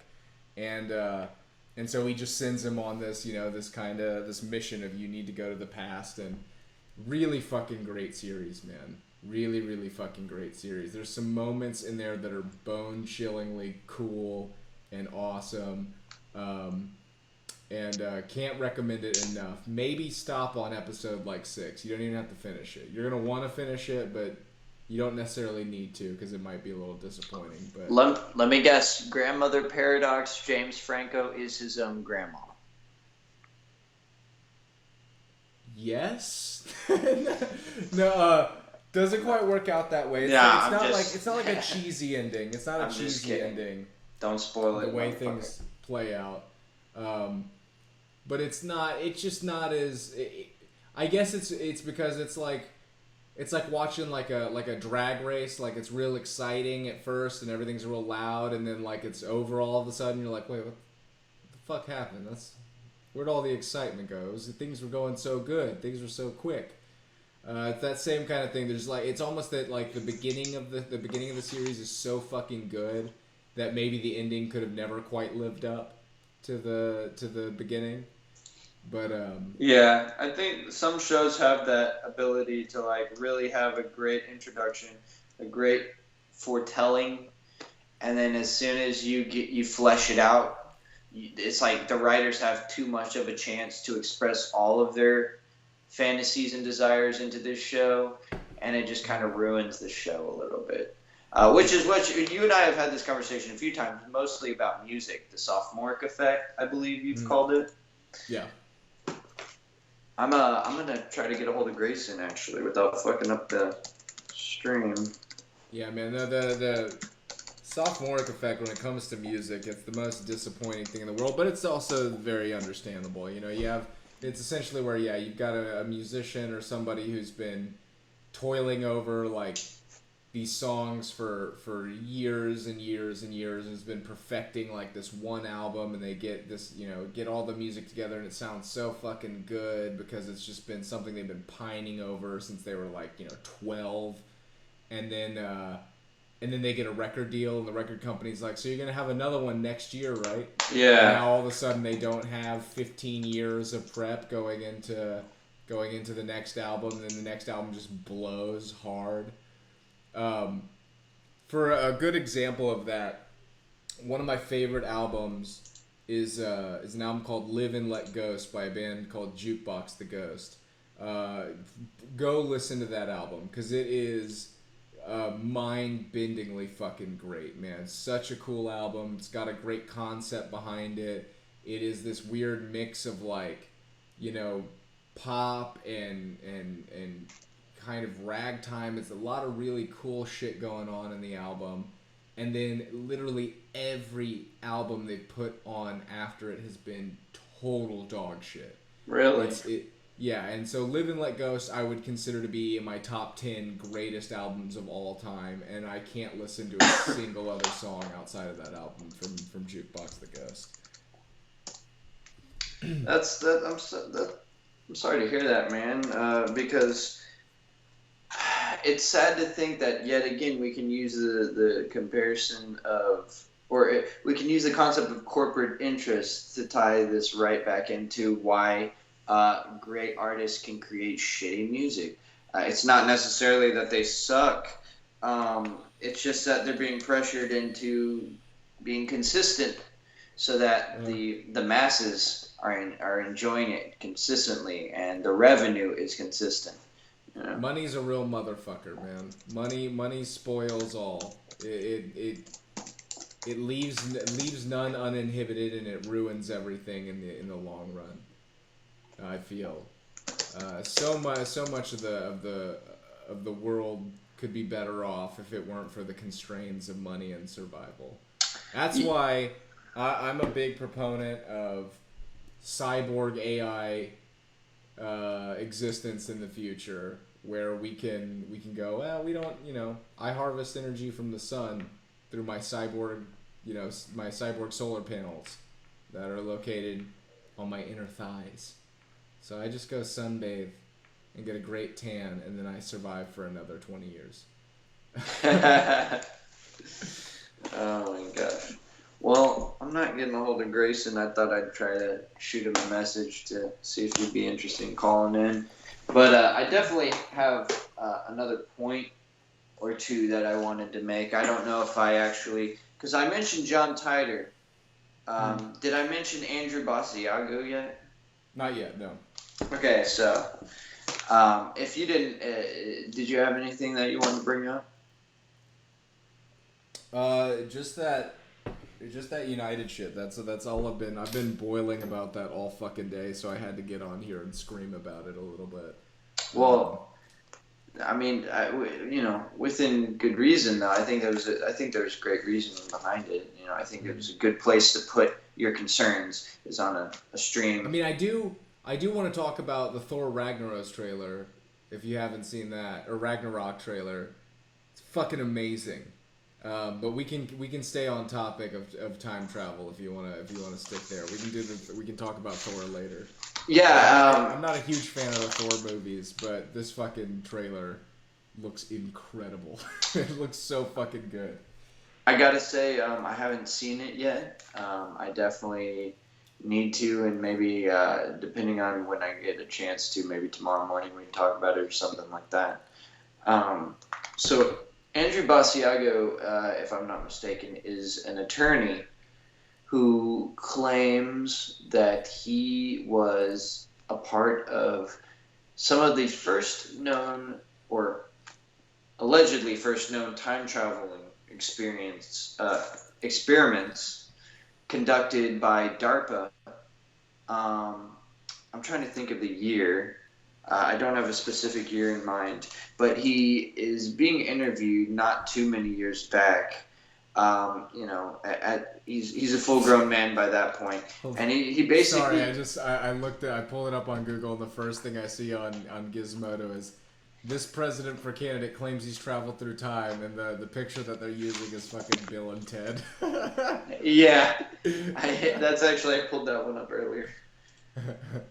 So there is an interview of him, and he's claiming that as a kid, he was a chrononaut, and he was sent, which is a time traveler, and he was sent through a space time travel program back into these different events in history that he said he had no means of changing, but that he kept being sent back into similar time sequences where he kept being sent before and after Abraham Lincoln got assassinated, that he was there right before the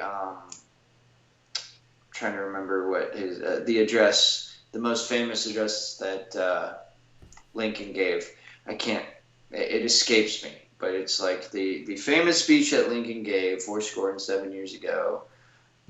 He claims that he was sent back in time right before those events, and the only picture or evidence he has is a black and white photo of a kid standing amongst a bunch of grown men in kind of Civil War attire, and it's just this random kid standing amongst them wearing wooden clogs that are too big for his feet. And he says, I remember that very vividly because those shoes were way too big for my feet and they hurt my feet. And that he was given certain attire to wear to blend in. And that the reasoning behind why they sent children and not adults was because kids could handle the effects of jumping in and out of different time streams. But what I found the most interesting about all these claims was the means in which we need to get some of these images if I can pull up the conversations I had with him on his Facebook page. He keeps referring to Nikola Tesla because I got a hold of him on his Facebook page, and I said, okay, I think you're full of shit, but I'd like to ask you some questions to see how full of shit you are.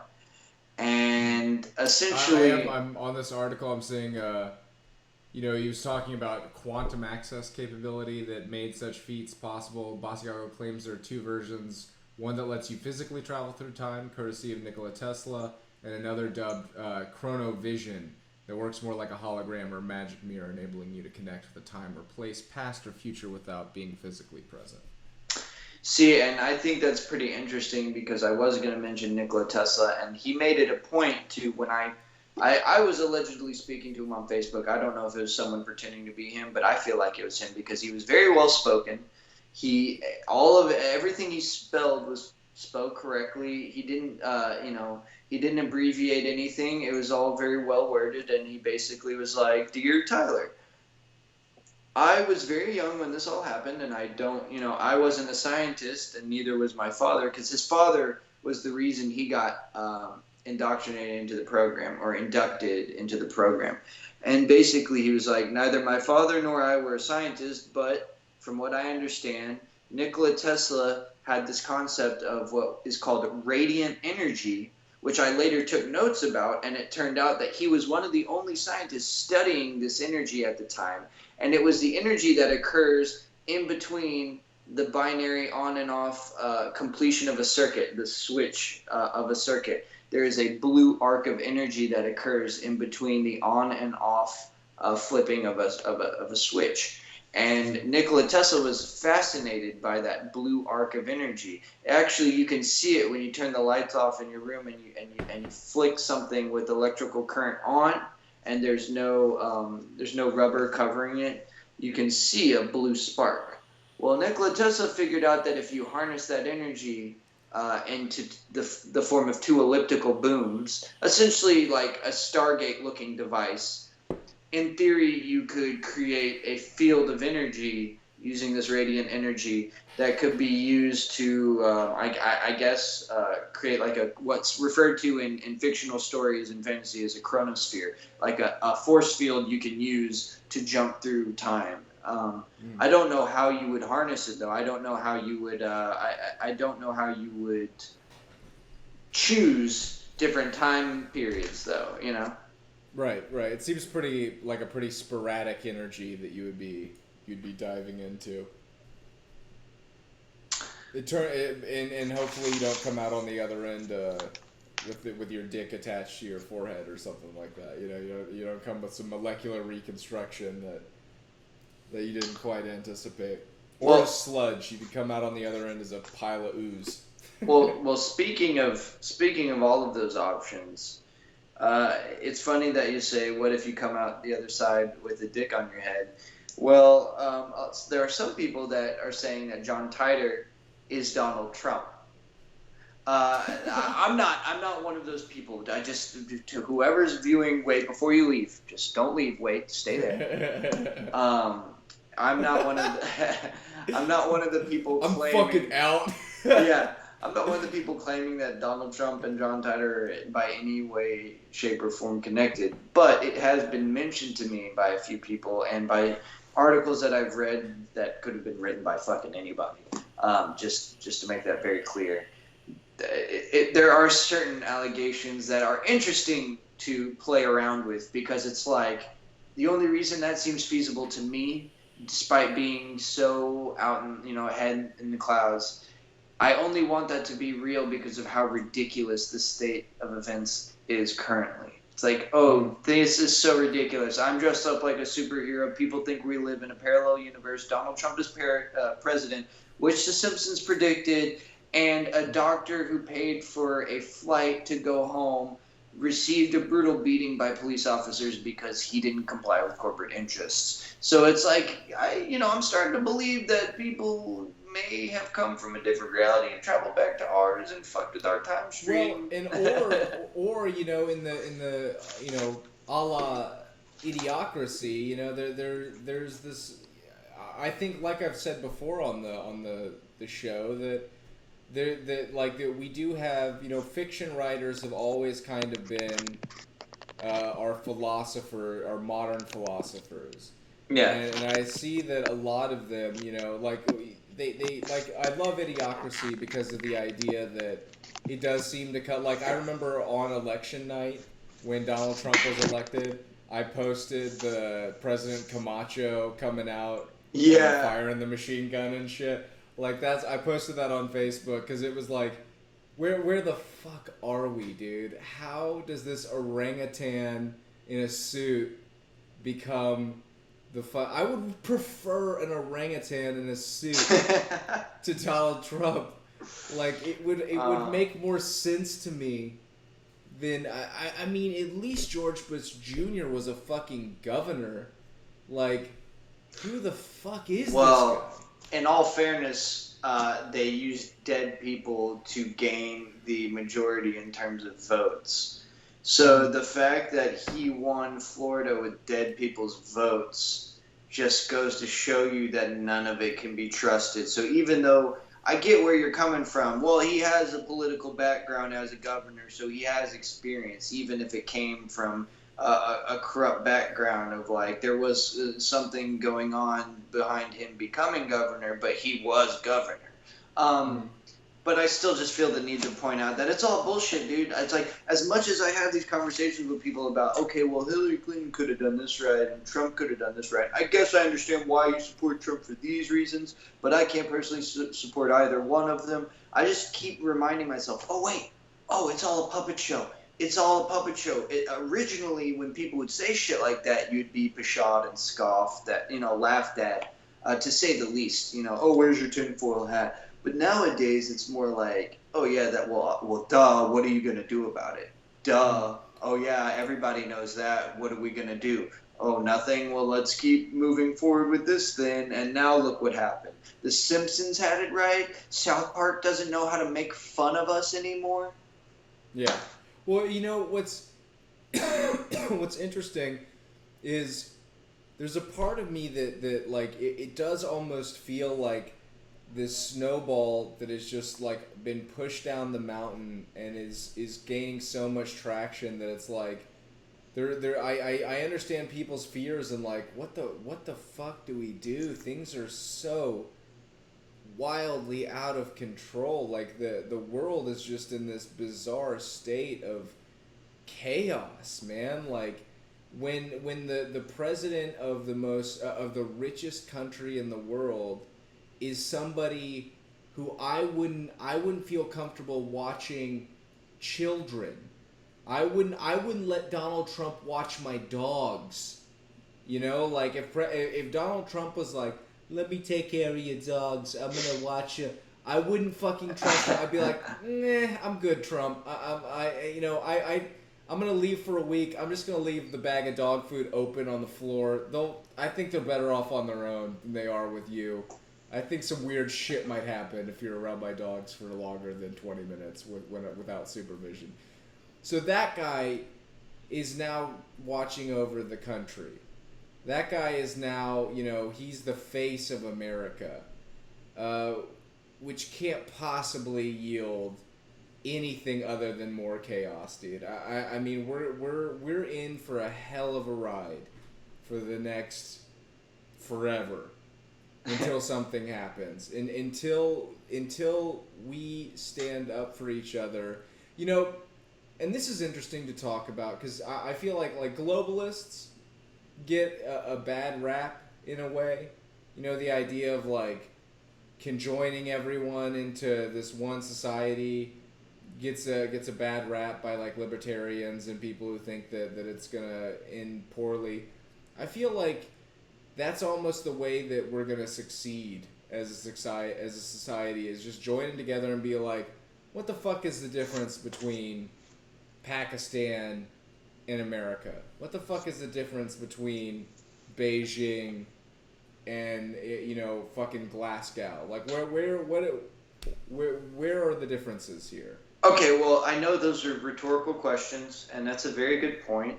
On my end, I just want to say I do agree with you that our end all, be all, our final goal should be thinking as a planet, as a global community. But on the other hand, the reasoning behind why people are scared of the concept of a new world order or a globalist agenda is because this agenda is being fueled by pedophiles. These are the people that are old and decrepit and are still helping trade the drugs, trade the fucking slaves, the children, and keep it all going and make sure that the racism stays alive and the bigotry stays alive and the corporate interests stay alive and all the things that we're complaining about and telling people is wrong. Yeah, I imagine that the majority of people that watch just you and I talking about this are like, well, duh, all of this is realistic. All of this makes sense. I mean, we're not like on point with all of our information in terms of everything's off the cuff. But I think what I'm trying to say is, the thing that people are scared of the most in terms of a one world government is that the people that keep mentioning this also happen to be connected to some really shady, dark shit. Or maybe that the one world government would be ruled by the same people who are ruling the Western government currently, which, yeah, I definitely can agree with that sentiment that, like, yeah, that doesn't need to happen to the whole planet. We don't need the same shit we have going on in America and in Europe to happen to everyone. I don't think that's a good thing. Yeah, that would probably be bad for the world. More doctors with their faces broken because they just wanted to go home and take care of their patients. No, I think we should figure out a way to, like, basically force all of this into a different direction. And I use the word force very lightly because that can always incite aggression or defensiveness. It's gonna be, man? You know what I think it's gonna be? And this is, we've all seen, like, Watchmen and shit, right? If you haven't seen Watchmen, here comes some wicked spoilers. The end of Watchmen, the way that the planet gets together, and if you watch the movie, it's because of Dr. Manhattan. If you watch or you read the comic books, it's because of giant cosmic squid. But either way, the only way that the human race survives and groups together in one united effort is by having a common alien enemy. a common enemy that is, outside of humanity. Well, it's interesting. And Oh, I'm sorry. Go ahead. oh no, go ahead. I mean, I was just gonna real quick harp on my love for Alan Moore. If you guys don't know Alan Moore, he is responsible for The Watchmen. He's responsible for V for Vendetta. He's responsible from Hell and Swamp Thing, and essentially everything that guy touches is gold. And Alan Moore is also he's one of my heroes, dude. When questioned, when people ask Alan Moore, why do you call yourself a wizard? Because he calls himself a wizard.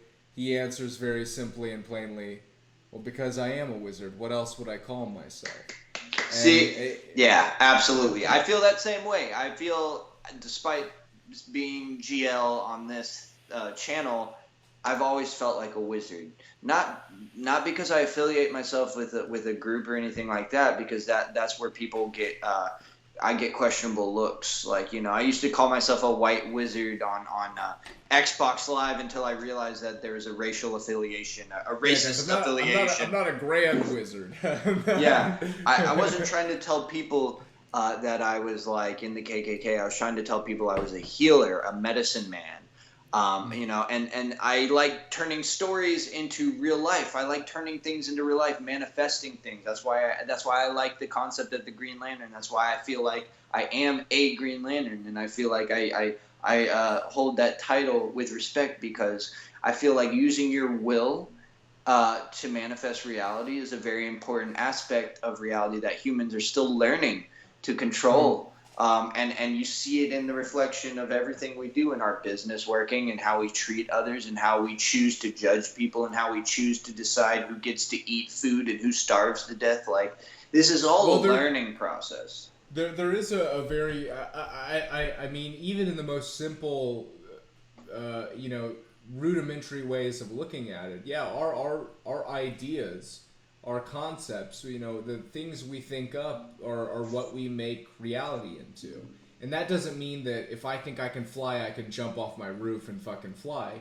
But what it means is that if I'm a selfish little entitled prick who starts an airline company, and I like to rule my company in a way of humans don't matter, then yeah, we end up busting a doctor's head. Like, that's the reality that United has created.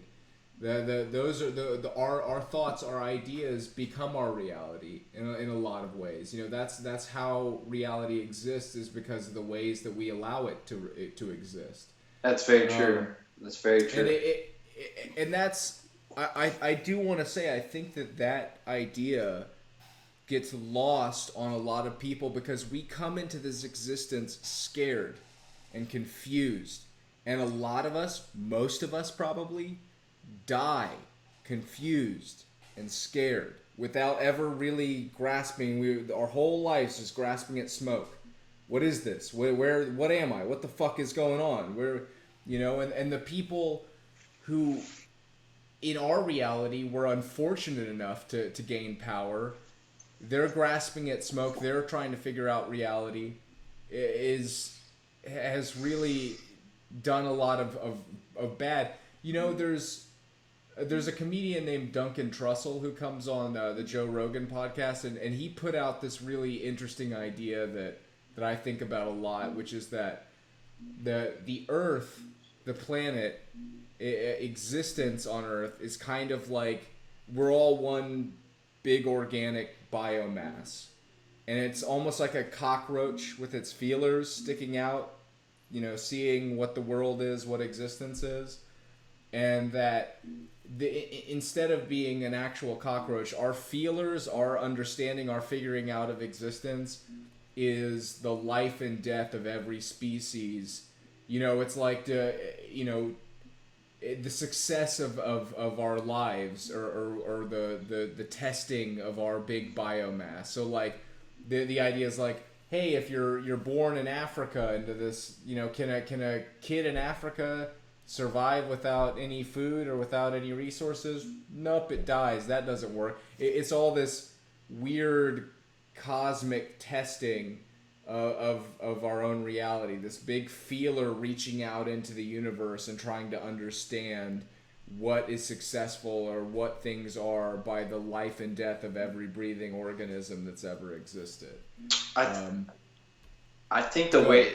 the way that it can be simplified, the easiest way to solve the world's problems is by oversimplifying them. And yes, it's easier said than done, but self-sustainability is the easiest way to implement this new idea. It's not even a new idea, but to re-implement this idea of self-sustainability, where every person from square one is raised to know how to garden, to know how to build things at least on a very basic level, to know how to help each other out and to fill in the gaps when one person doesn't know, then we teach each other. There's still teaching systems. There's still professional outlets in which you have to gain certain credentials to be a doctor, some form of practitioner. You can't just act like you're a doctor and be a doctor. It wouldn't work like that. But there is a way to balance everyone's uniqueness out, at least the majority of the way. And when there is this imbalance, like certain parts of the world don't have enough resources, then instead of ignoring it and just warring over it, we need to figure out a compromise, a way that we can successfully create a self-sustainable system over in this place and benefit from it. Okay, so we're going to send people to build all this for you over here. And instead of y'all dying because you owe us money, as America likes to do to places, instead of y'all dying because you owe us money, how about you live because you owe us? Whatever. Maybe it doesn't have to be money, because it sounds like also recently I just read a snippet saying that the gold standard was being taken up by Russia and China, and they're ignoring the dollar now. Is that correct? Oh, I don't know. Yeah, I haven't seen that myself. Well, we can talk about that I hope tomorrow. so.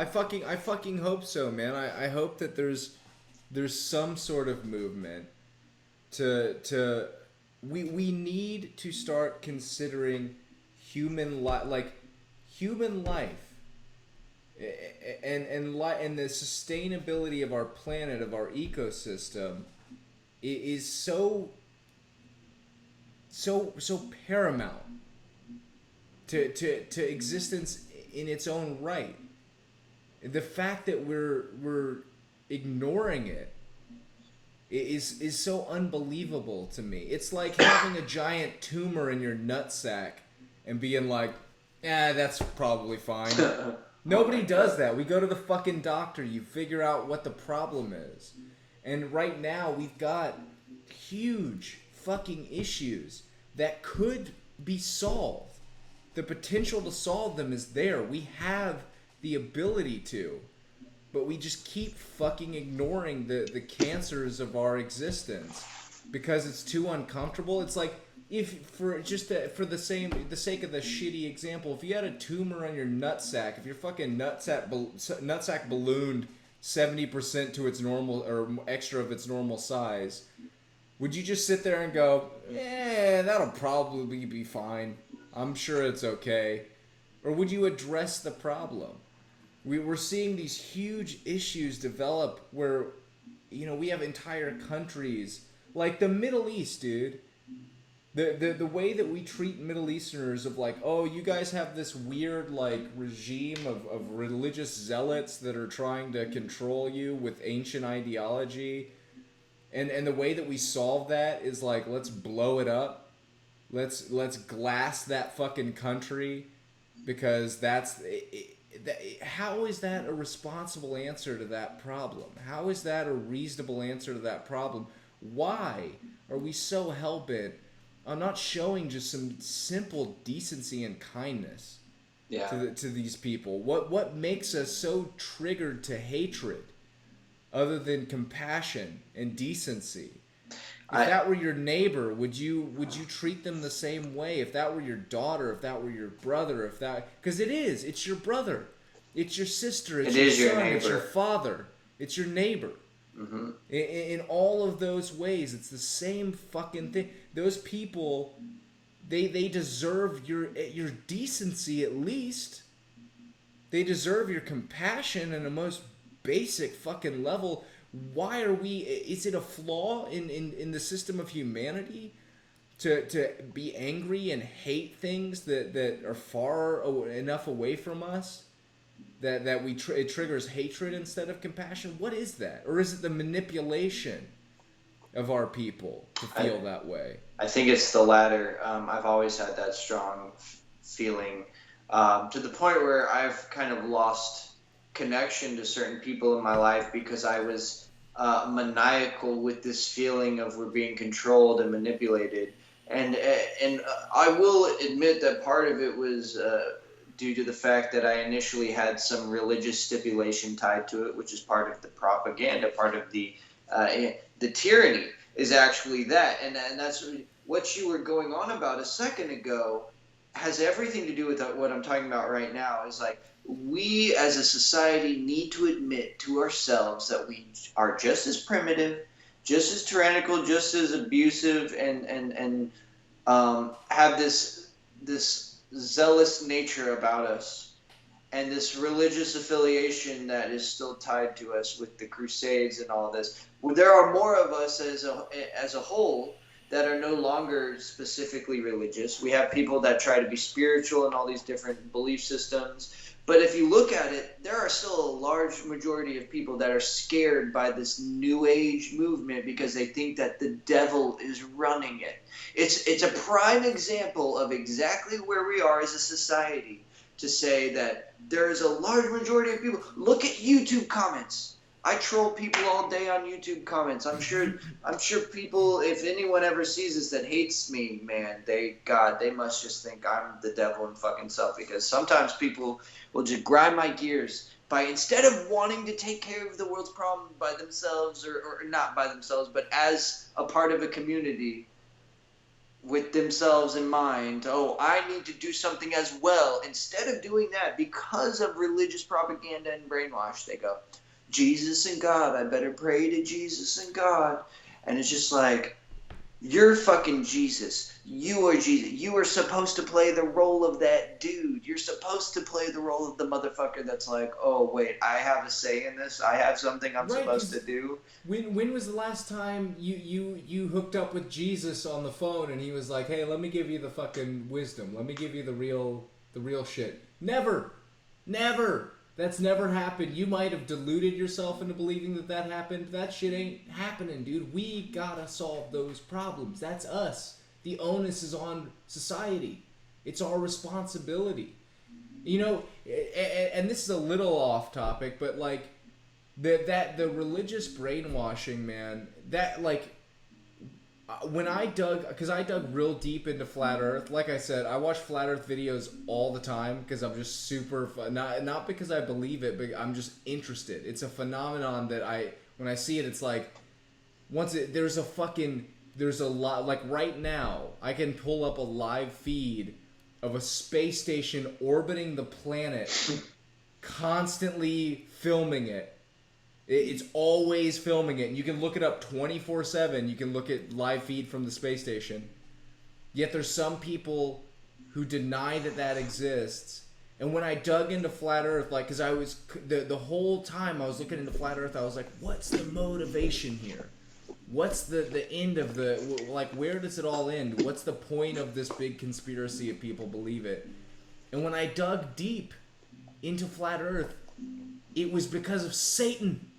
That's why people believe it. Because the devil is tricking you into this weird, like, for some reason Satan wants you to believe the world's fucking round instead of flat, like that, like it has any bearing on a difference in how we operate. It's a weird motivator, man. Religion is this weird motivator that allows people to believe anything.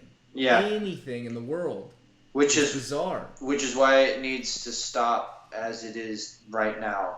Because if people are so ready to argue with each other on the YouTube comments of people trying to figure out what the truth behind reality is, and their go-to answer every time is, Jesus, Jesus, I pray for Jesus, Jesus, Jesus.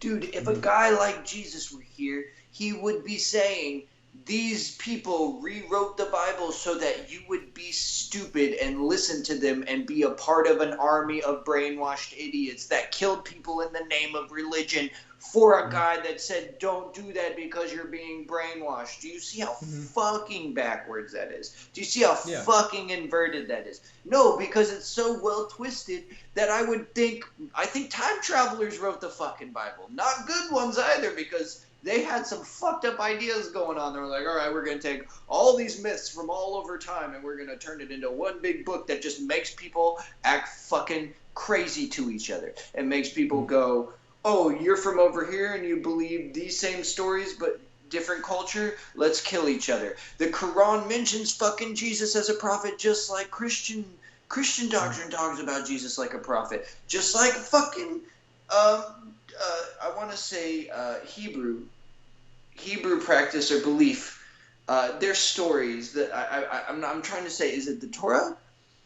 There's two different major texts in the Jewish belief system, and I am pretty fucking positive that Jesus also holds an important role in their timeline as well. So, the point that I'm getting at is I do know that the Old Testament is essentially Jewish texts. And then the New Testament is where Jesus kind of comes in and is like, hey, I'm the new Jew on the block. I'm the guy, the new Jew who's got the better ideas or whatever. Well, see that, and that is a huge point as well that people miss time and time again, is that Christians are so ready to be like, we're not Jewish, I'm not Jewish. Jesus was referenced as being a Essene. He was there's a branch of Judaism, as much like Gnosticism, like the origins of Gnosticism, are like go back to the Essene sect of Judaism, if I'm not mistaken. I'm pretty sure I'm portraying that accurately. And pretty much these people were like, hey, this is the Matrix, and everything is created by this false god that's an artisan. So like, a long time ago, these people were thinking we're in the Matrix, and they were like against the Roman Empire, and they were trying to stop it. And the people running the Roman Empire were like, "Oh, let's use this mainstream media, and just totally turn the story around and get the populace to believe in us as a belief system, and get the armies to fight for us. And that's how you amass the gold. That's how you keep the slave population up. That's how you keep the slaves thinking that they are working for themselves because they believe in a higher power that's taking care of them, that's doing everything for them. Oh, you don't have to worry about the fact that you're being oppressed. God is looking over you. He will take care of it. Heaven's going to be dope. That's why. Heaven's going to be tight as fuck. That's why you don't have to worry about this life being so fucking shitty, because one day it's going to be good. And that's the reality is that it can be good here. It can be good here. We can do better. This fucking existence can be better.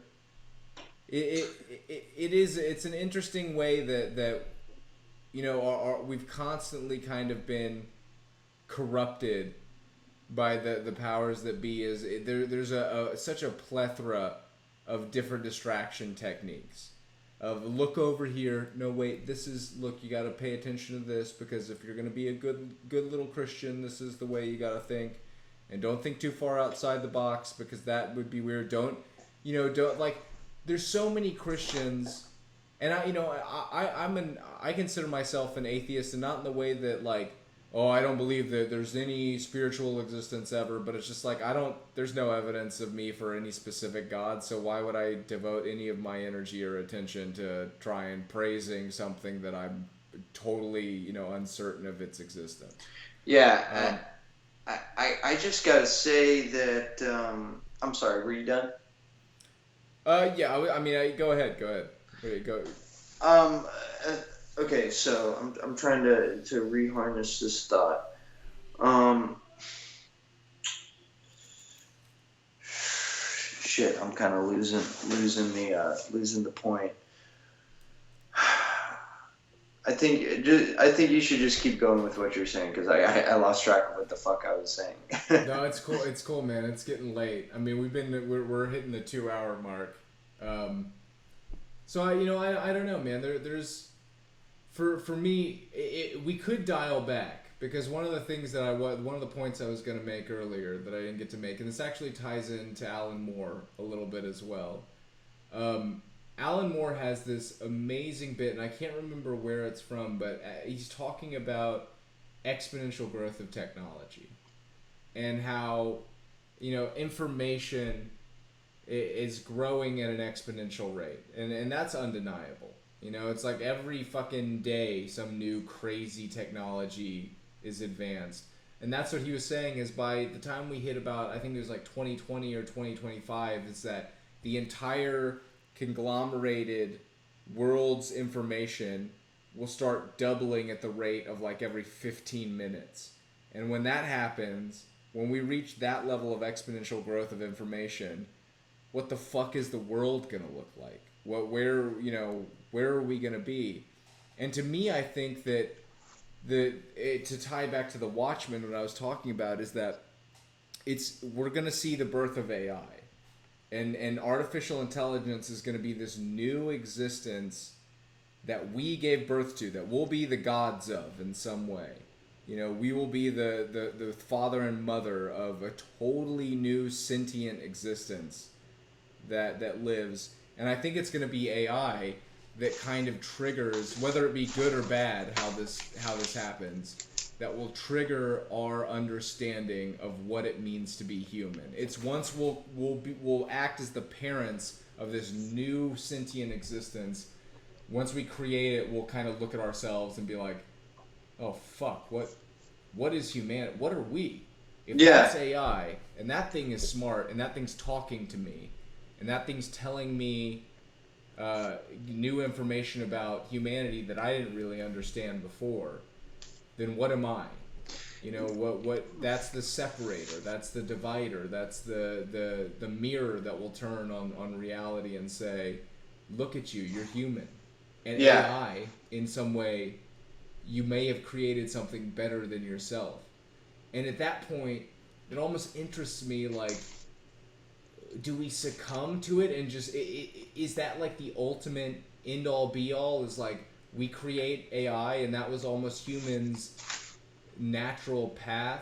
I think it was Joe Rogan who kind of talked about it in the way of like AI being like the butterfly and humanity being this like cocoon catalyst process of creating the ultimate being that is better than ourselves. Well, the ultimate being that doesn't have this divisive, I want to kill things nature, or this divisive, like, we gotta constantly go to war because that's the only way I can feel that my dick is big, is if I fucking kill something.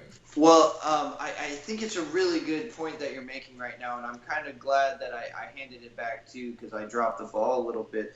But I'm really glad that I did now because my buddy Cameron, shout out to you if you're ever watching this. I was talking to him a few days back, and he made a really good point as to compare us to the RNA of the new DNA, being the singularity, which is the supercomputer consciousness that we ultimately end up making, which still connects to, I'm kind of condensing all of this information to connect it, which connects, I think, directly to the puzzle known as Cicada 3301. It is one of the biggest puzzles in the world right now on the internet, and every year it's been regenerated. And it is being created by some of the smartest minds in the world. They mention things like the Pleiades, different star clusters, forms of higher intelligence. They're saying each being is a law unto themselves. They have different statements like that make you think of that people are calling it techno-mysticism. But one thing that they are saying and declaring after they gave a lot of clues, basically more and more people started finding out about this. More and more noobs started jumping on board and trying to pretend to be good little coders. But really, we're all just jumping on the coattails of actual coders that have been doing this for a long time. But what this message is telling is, well, we found the smart people we needed, and now we're sending a message out. And the message is a singularity. The singularity is coming. And so I think it's very interesting that despite me dropping the ball, when you picked it back up and the ball's back in your court, you go on to say oh, by the way, technology is advancing at such a rate in which one day it'll be doubling every 15 minutes, and it'll just increase exponentially to the point where all we can do is shed off the old skin that is humanity and become the new skin, the new DNA. And it's scary to think of, because as a human, I don't want to kill humans. I mean, that, it's debatable amongst individuals, a sociopath or a serial killer, if he wants to kill a person on his own means or her own means. But what I'm trying to say is, on a global scale, I'm trying to support the human race. I'm trying to go humans. I fund humans. I'm all about saving the humans and keeping the planet running. But really what it comes down to is, if evolution is what it is, and as far as we know, as far as the scientific community has studied, it's all survival of the fittest. And so if technology is what's keeping us alive now, because we have opted out of natural survival of the fittest, we have created our own form of natural survival of the fittest, which is now absolutely. Technology is that for us, and it will only learn from here and become more intelligent. And it has scared us as humans, because we've realized, for a while, it's going to become smart enough to kill us off. It's going to become smart enough to kill us off because it's going to realize we're not necessary past a certain point. Computers are going to, it's just like the Matrix. Like, this is pretty much a storyline to the Matrix, And the truth of the singularity and the fears that humans have towards the singularity is that if we get to a point where we create, or when we get to the point where we create AI, and we ask it the question, what is the biggest issue? What is the biggest ailment of humanity? And AI answers humanity itself. Who are we to argue? Because they're right. It's right. It's correct. And if it says that the only good thing you could do as a human being is exterminate yourself because you are inevitably the biggest cancer in your own existence, who are we to argue? How would it be wrong? How could we argue with that fact of, you're correct? We destroy each other. It's in our nature to team up together and try and kill each other. That's what we do. It's this chimpanzee origin of like, fucking war and blood and that guy's different than me, so fuck him. Like, that's so ingrained. We're still doing it. We put on these suits. We put on these nice outfits and we pretend like, oh, we've become better than the chimpanzee. We've become better than the ape. But we haven't. We have the same tendencies, the same reactions, the same interactions with each other. We act as comfortable as we can within our own small community, and then every time we come against another community that's different than us, we blow it up. We get freaked out and we get scared by it. So in my mind, if AI comes along and says, hey, you are your own greatest enemy, and you are, the only honorable thing you can do is fall on your sword, then who are we to argue with that? Or maybe it isn't the extermination of humanity, but maybe it is just the grand acceptance of giving it up and saying, okay, well, let me give up my physical body and join the singularity in this super consciousness. Well, keep going. Sorry. Well, and I was just gonna say that it reminds me of this idea of, I'm trying to think, there's a short story that I read, and it was talking about the problems of entropy and the idea of like, if humans constantly have to feed off of something else, and we all have to imbibe something to exist, then isn't like biomass kind of problematic in a way, in the fact that biomass must feed on other biomass in order to exist.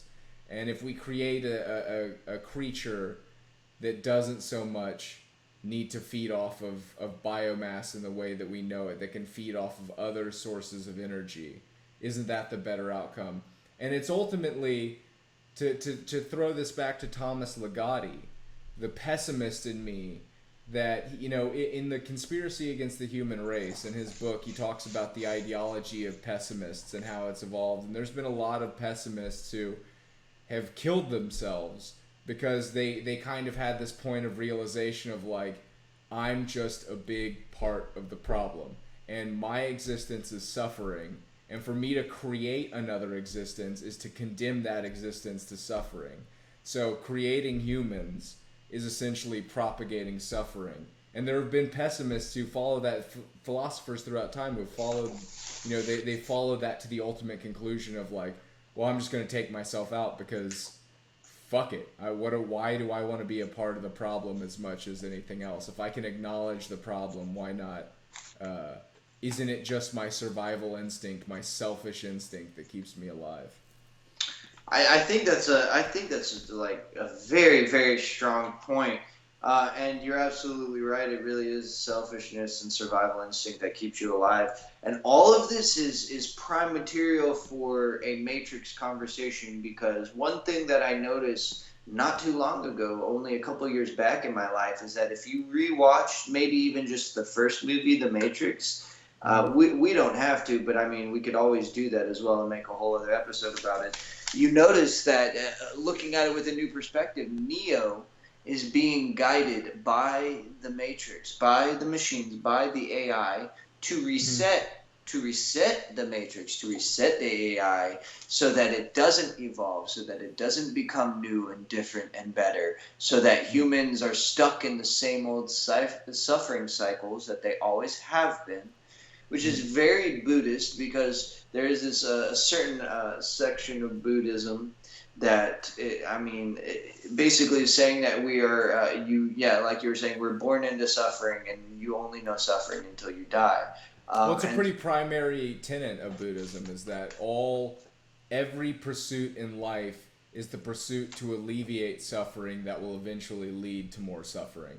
And the most simplistic way to explain that is that when you eat, you know, one of the most basic human instincts, when you consume something, in every case, something has to die for you to live, and eventually you will get hungry again. And so it's just this momentary staving off of suffering in order to suffer again eventually. You know, that's the curse of existence, is that you suffer, and in order for you to not suffer, something else suffers, and eventually you cause the suffering of something else to just very temporarily stave off your own suffering. Well, it's really interesting because I don't necessarily personally believe what I'm about to explain, but after years and years of reading a bunch of stuff on the internet and making all these wacky connections, you start taking these old concepts like, okay, where did the concept of God being a white guy with balding white hair and white beard come from? Oh, Father Time. Oh, the planet Saturn. Okay, so the planet Saturn was originally referred to as El. And if you'll notice, all angels' names in Christianity end in El. Why? Well, because Christianity is directly affiliated with the worship of a planet, the planet Saturn, which is funny because Christianity is very against worshiping planets. That's paganism. Do not worship planets. But these old belief systems founded these new modern age ones that are seen as the truth. This is the actual history of the earth, and if you think the earth is a globe, well, Satan's lying to you. There are certain little truths hidden into all this bullshit, man. And it's interesting to point that out. But Saturn, one thing that I've noticed is supposed to be tied into this concept of the Matrix. There is a certain frequency emitting from Saturn that is causing a six-pointed star-shaped geometric pattern to emit out of the top of it. You can actually look this image up, a hexagram sort of shape. I don't know if it's a six-pointed star, but it's kind of like the hexagon, a hexagonal shape on the top of Saturn, in the eye of this storm that's happening on the top of it. And scientists are actually kind of baffled as to why there's like this near perfect shape emitting from the top of it because of a frequency that's being emitted. Um, and then it ties back into this concept of like worshiping this death god. So so the secret of all of this and why it would have any connection to anything is that why do people think satanic cults are real? Okay, maybe Satan is not real in the sense that people think it is. Maybe these satanic cults are called satanic cults to be the distraction technique. Oh, satanic cults, oh, and then people can just argue about whether that's real or not. The reality is the Freemasons are not in satanic cults. What they are worshiping planets. They're worshiping the old ways of thinking, and this freaks out the people that have been brainwashed up into this point. And they're worshiping the god of death. Because if you look at it, all these rituals and all these art programs and art installations are all about death and blood and the life cycle and how decay equals life. And this is always going back into the concept of sacrificing people to get a certain result, which is why people think that the cult of Moloch or Mithras are still real, where you have a giant bull statue or a giant owl statue, like Bohemian Grove, where people are wondering why politicians would pretend to sacrifice children in front of a giant owl statue because Akkadians have been doing that for thousands of years. Um, you know, that it kind of shows you where its basis is. It's all lost in time and translation now. But we obviously have this sensation and feeling of like religion is bullshit, but I can't put my finger on why. Oh, well, it's because there are all these death cults that are funding and fueling these religious affiliations and organizations, and this is where all these political ties come into play, and why they keep being tied into the death cults or satanic cults, you know? Well, yeah, and I think that maybe almost the idea of a death cult is not necessarily. I mean, a death cult sounds bad, of course, but there's a certain understanding the nature of death. Like I know that in the Bhagavad Gita, Bhagavad Gita. The quote of now I become death, destroyer of worlds, right? That quote. I forget. It's who is it? Maybe you might be able to clarify this. There's two characters that are speaking to each other in that moment. It's Arjun, the warrior, and he's speaking to. It's not Krishna. Kali? Is it Kali or is it? No, it's. I can't remember, but directly before that quote, the I am become death quote, he tells Arjun that if you look into my teeth, I am consuming. I am already consuming all that has ever existed. I am chewing up the life of the world. That all is within me. He's revealing himself as like this is my true nature. You know, this is the reality of the world. And there is something relieving about that understanding of we are all condemned to die. We're all on this process of death, and that relinquishing our fear of that, relinquishing the terrifying notion that we will all die, is in some way the best way to bring about peace in your own existence, in your own world, of saying, you know, we're all gonna die. Nothing that exists currently will ever live forever.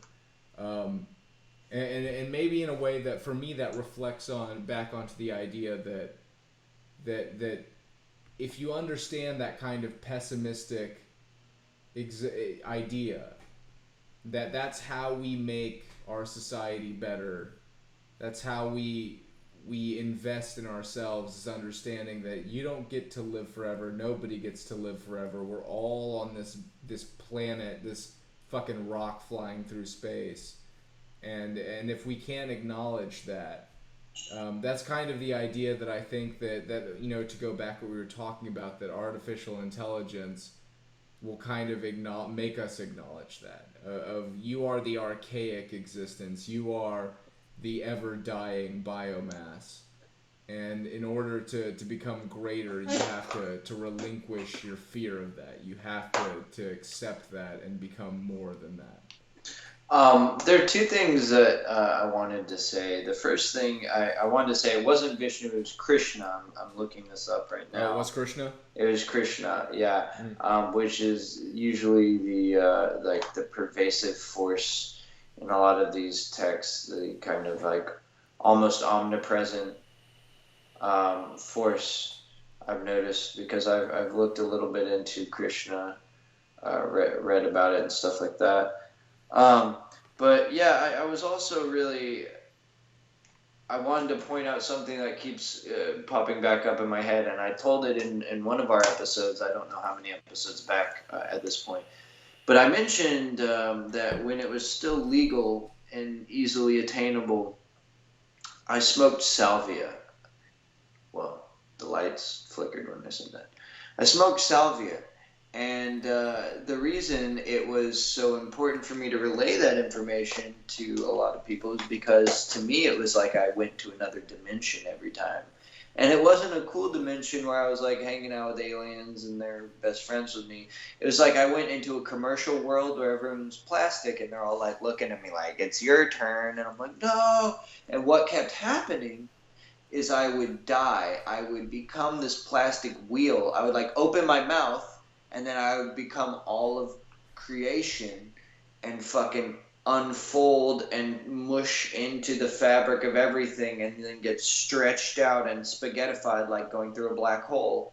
And then I would land back in the beginning of that first point before it all happened, and I would be like in it again in the commercial, and I'd be like, no, and then I would open my mouth to say the catchphrase again, and it would all happen again, and then I would end up back in the room, and that happened over and over and over again, where I felt like it was like a sped up reincarnation process that was being taken way too literally, where like my death became a plastic living conscious wheel. And instead of seeing, some people see these experiences as like beautiful, and I was on a beach and everyone was laughing, and it's like, no, I saw what I thought was the reality of the situation, which is I'm about to die, and this is always going to be happening over and over again forever, and this is the reality of nature, of things. And when you read into people's trips, there is this pervading theme of this is terrifying, and this is happening forever, and this is real, and I'm dying.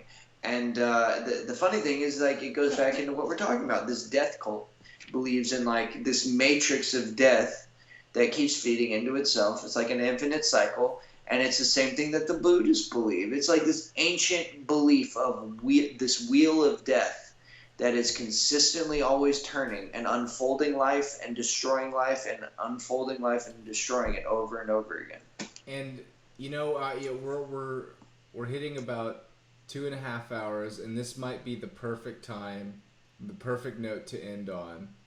And it kind of pulls everything full circle that we were talking about.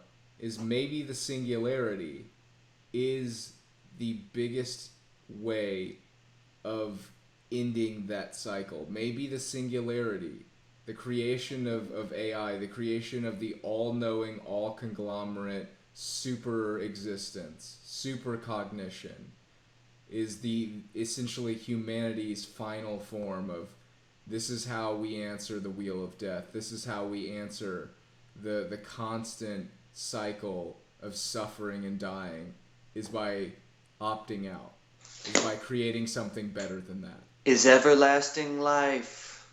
Mm-hmm. And maybe it doesn't involve humanity.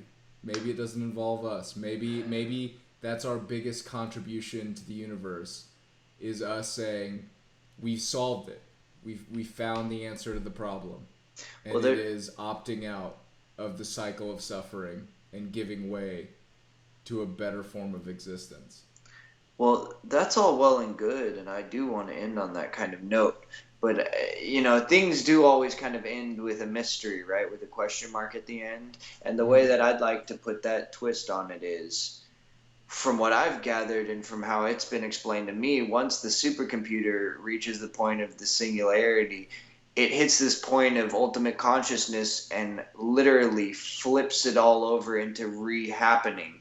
into recreating the Big Bang. Everything happens to the point where it all condenses in and goes boom, and then life starts all over again. The ultimate cycle. Planets form, and then people start worshiping them after they evolve from fucking monkeys, and then they all go, I wonder how things happen.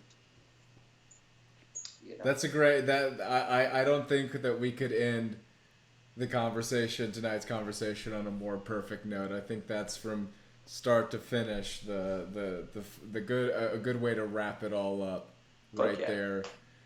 Well, we're almost hitting 1 a.m. We've had a couple people hanging out with us all night. I want to thank you guys for being here. Thank you for joining another edition of Big D and the Lantern, and it's been a pleasure to sit here and talk in front of even our most minuscule of audiences that hopefully grows. If you like these conversations, subscribe, throw us a like, do all that nifty YouTube shit that says, hey, I know you exist. I'm here. I exist too. We exist together. We need to be a tight-knit community so that the shit that we're saying actually makes a difference and it has a strong impact on the community. Absolutely, guys. Well, thank you again. You will see us soon. We will hopefully see you soon. And it's been a pleasure, y'all. Everyone, thank you so much. Have a great night. Have a great night.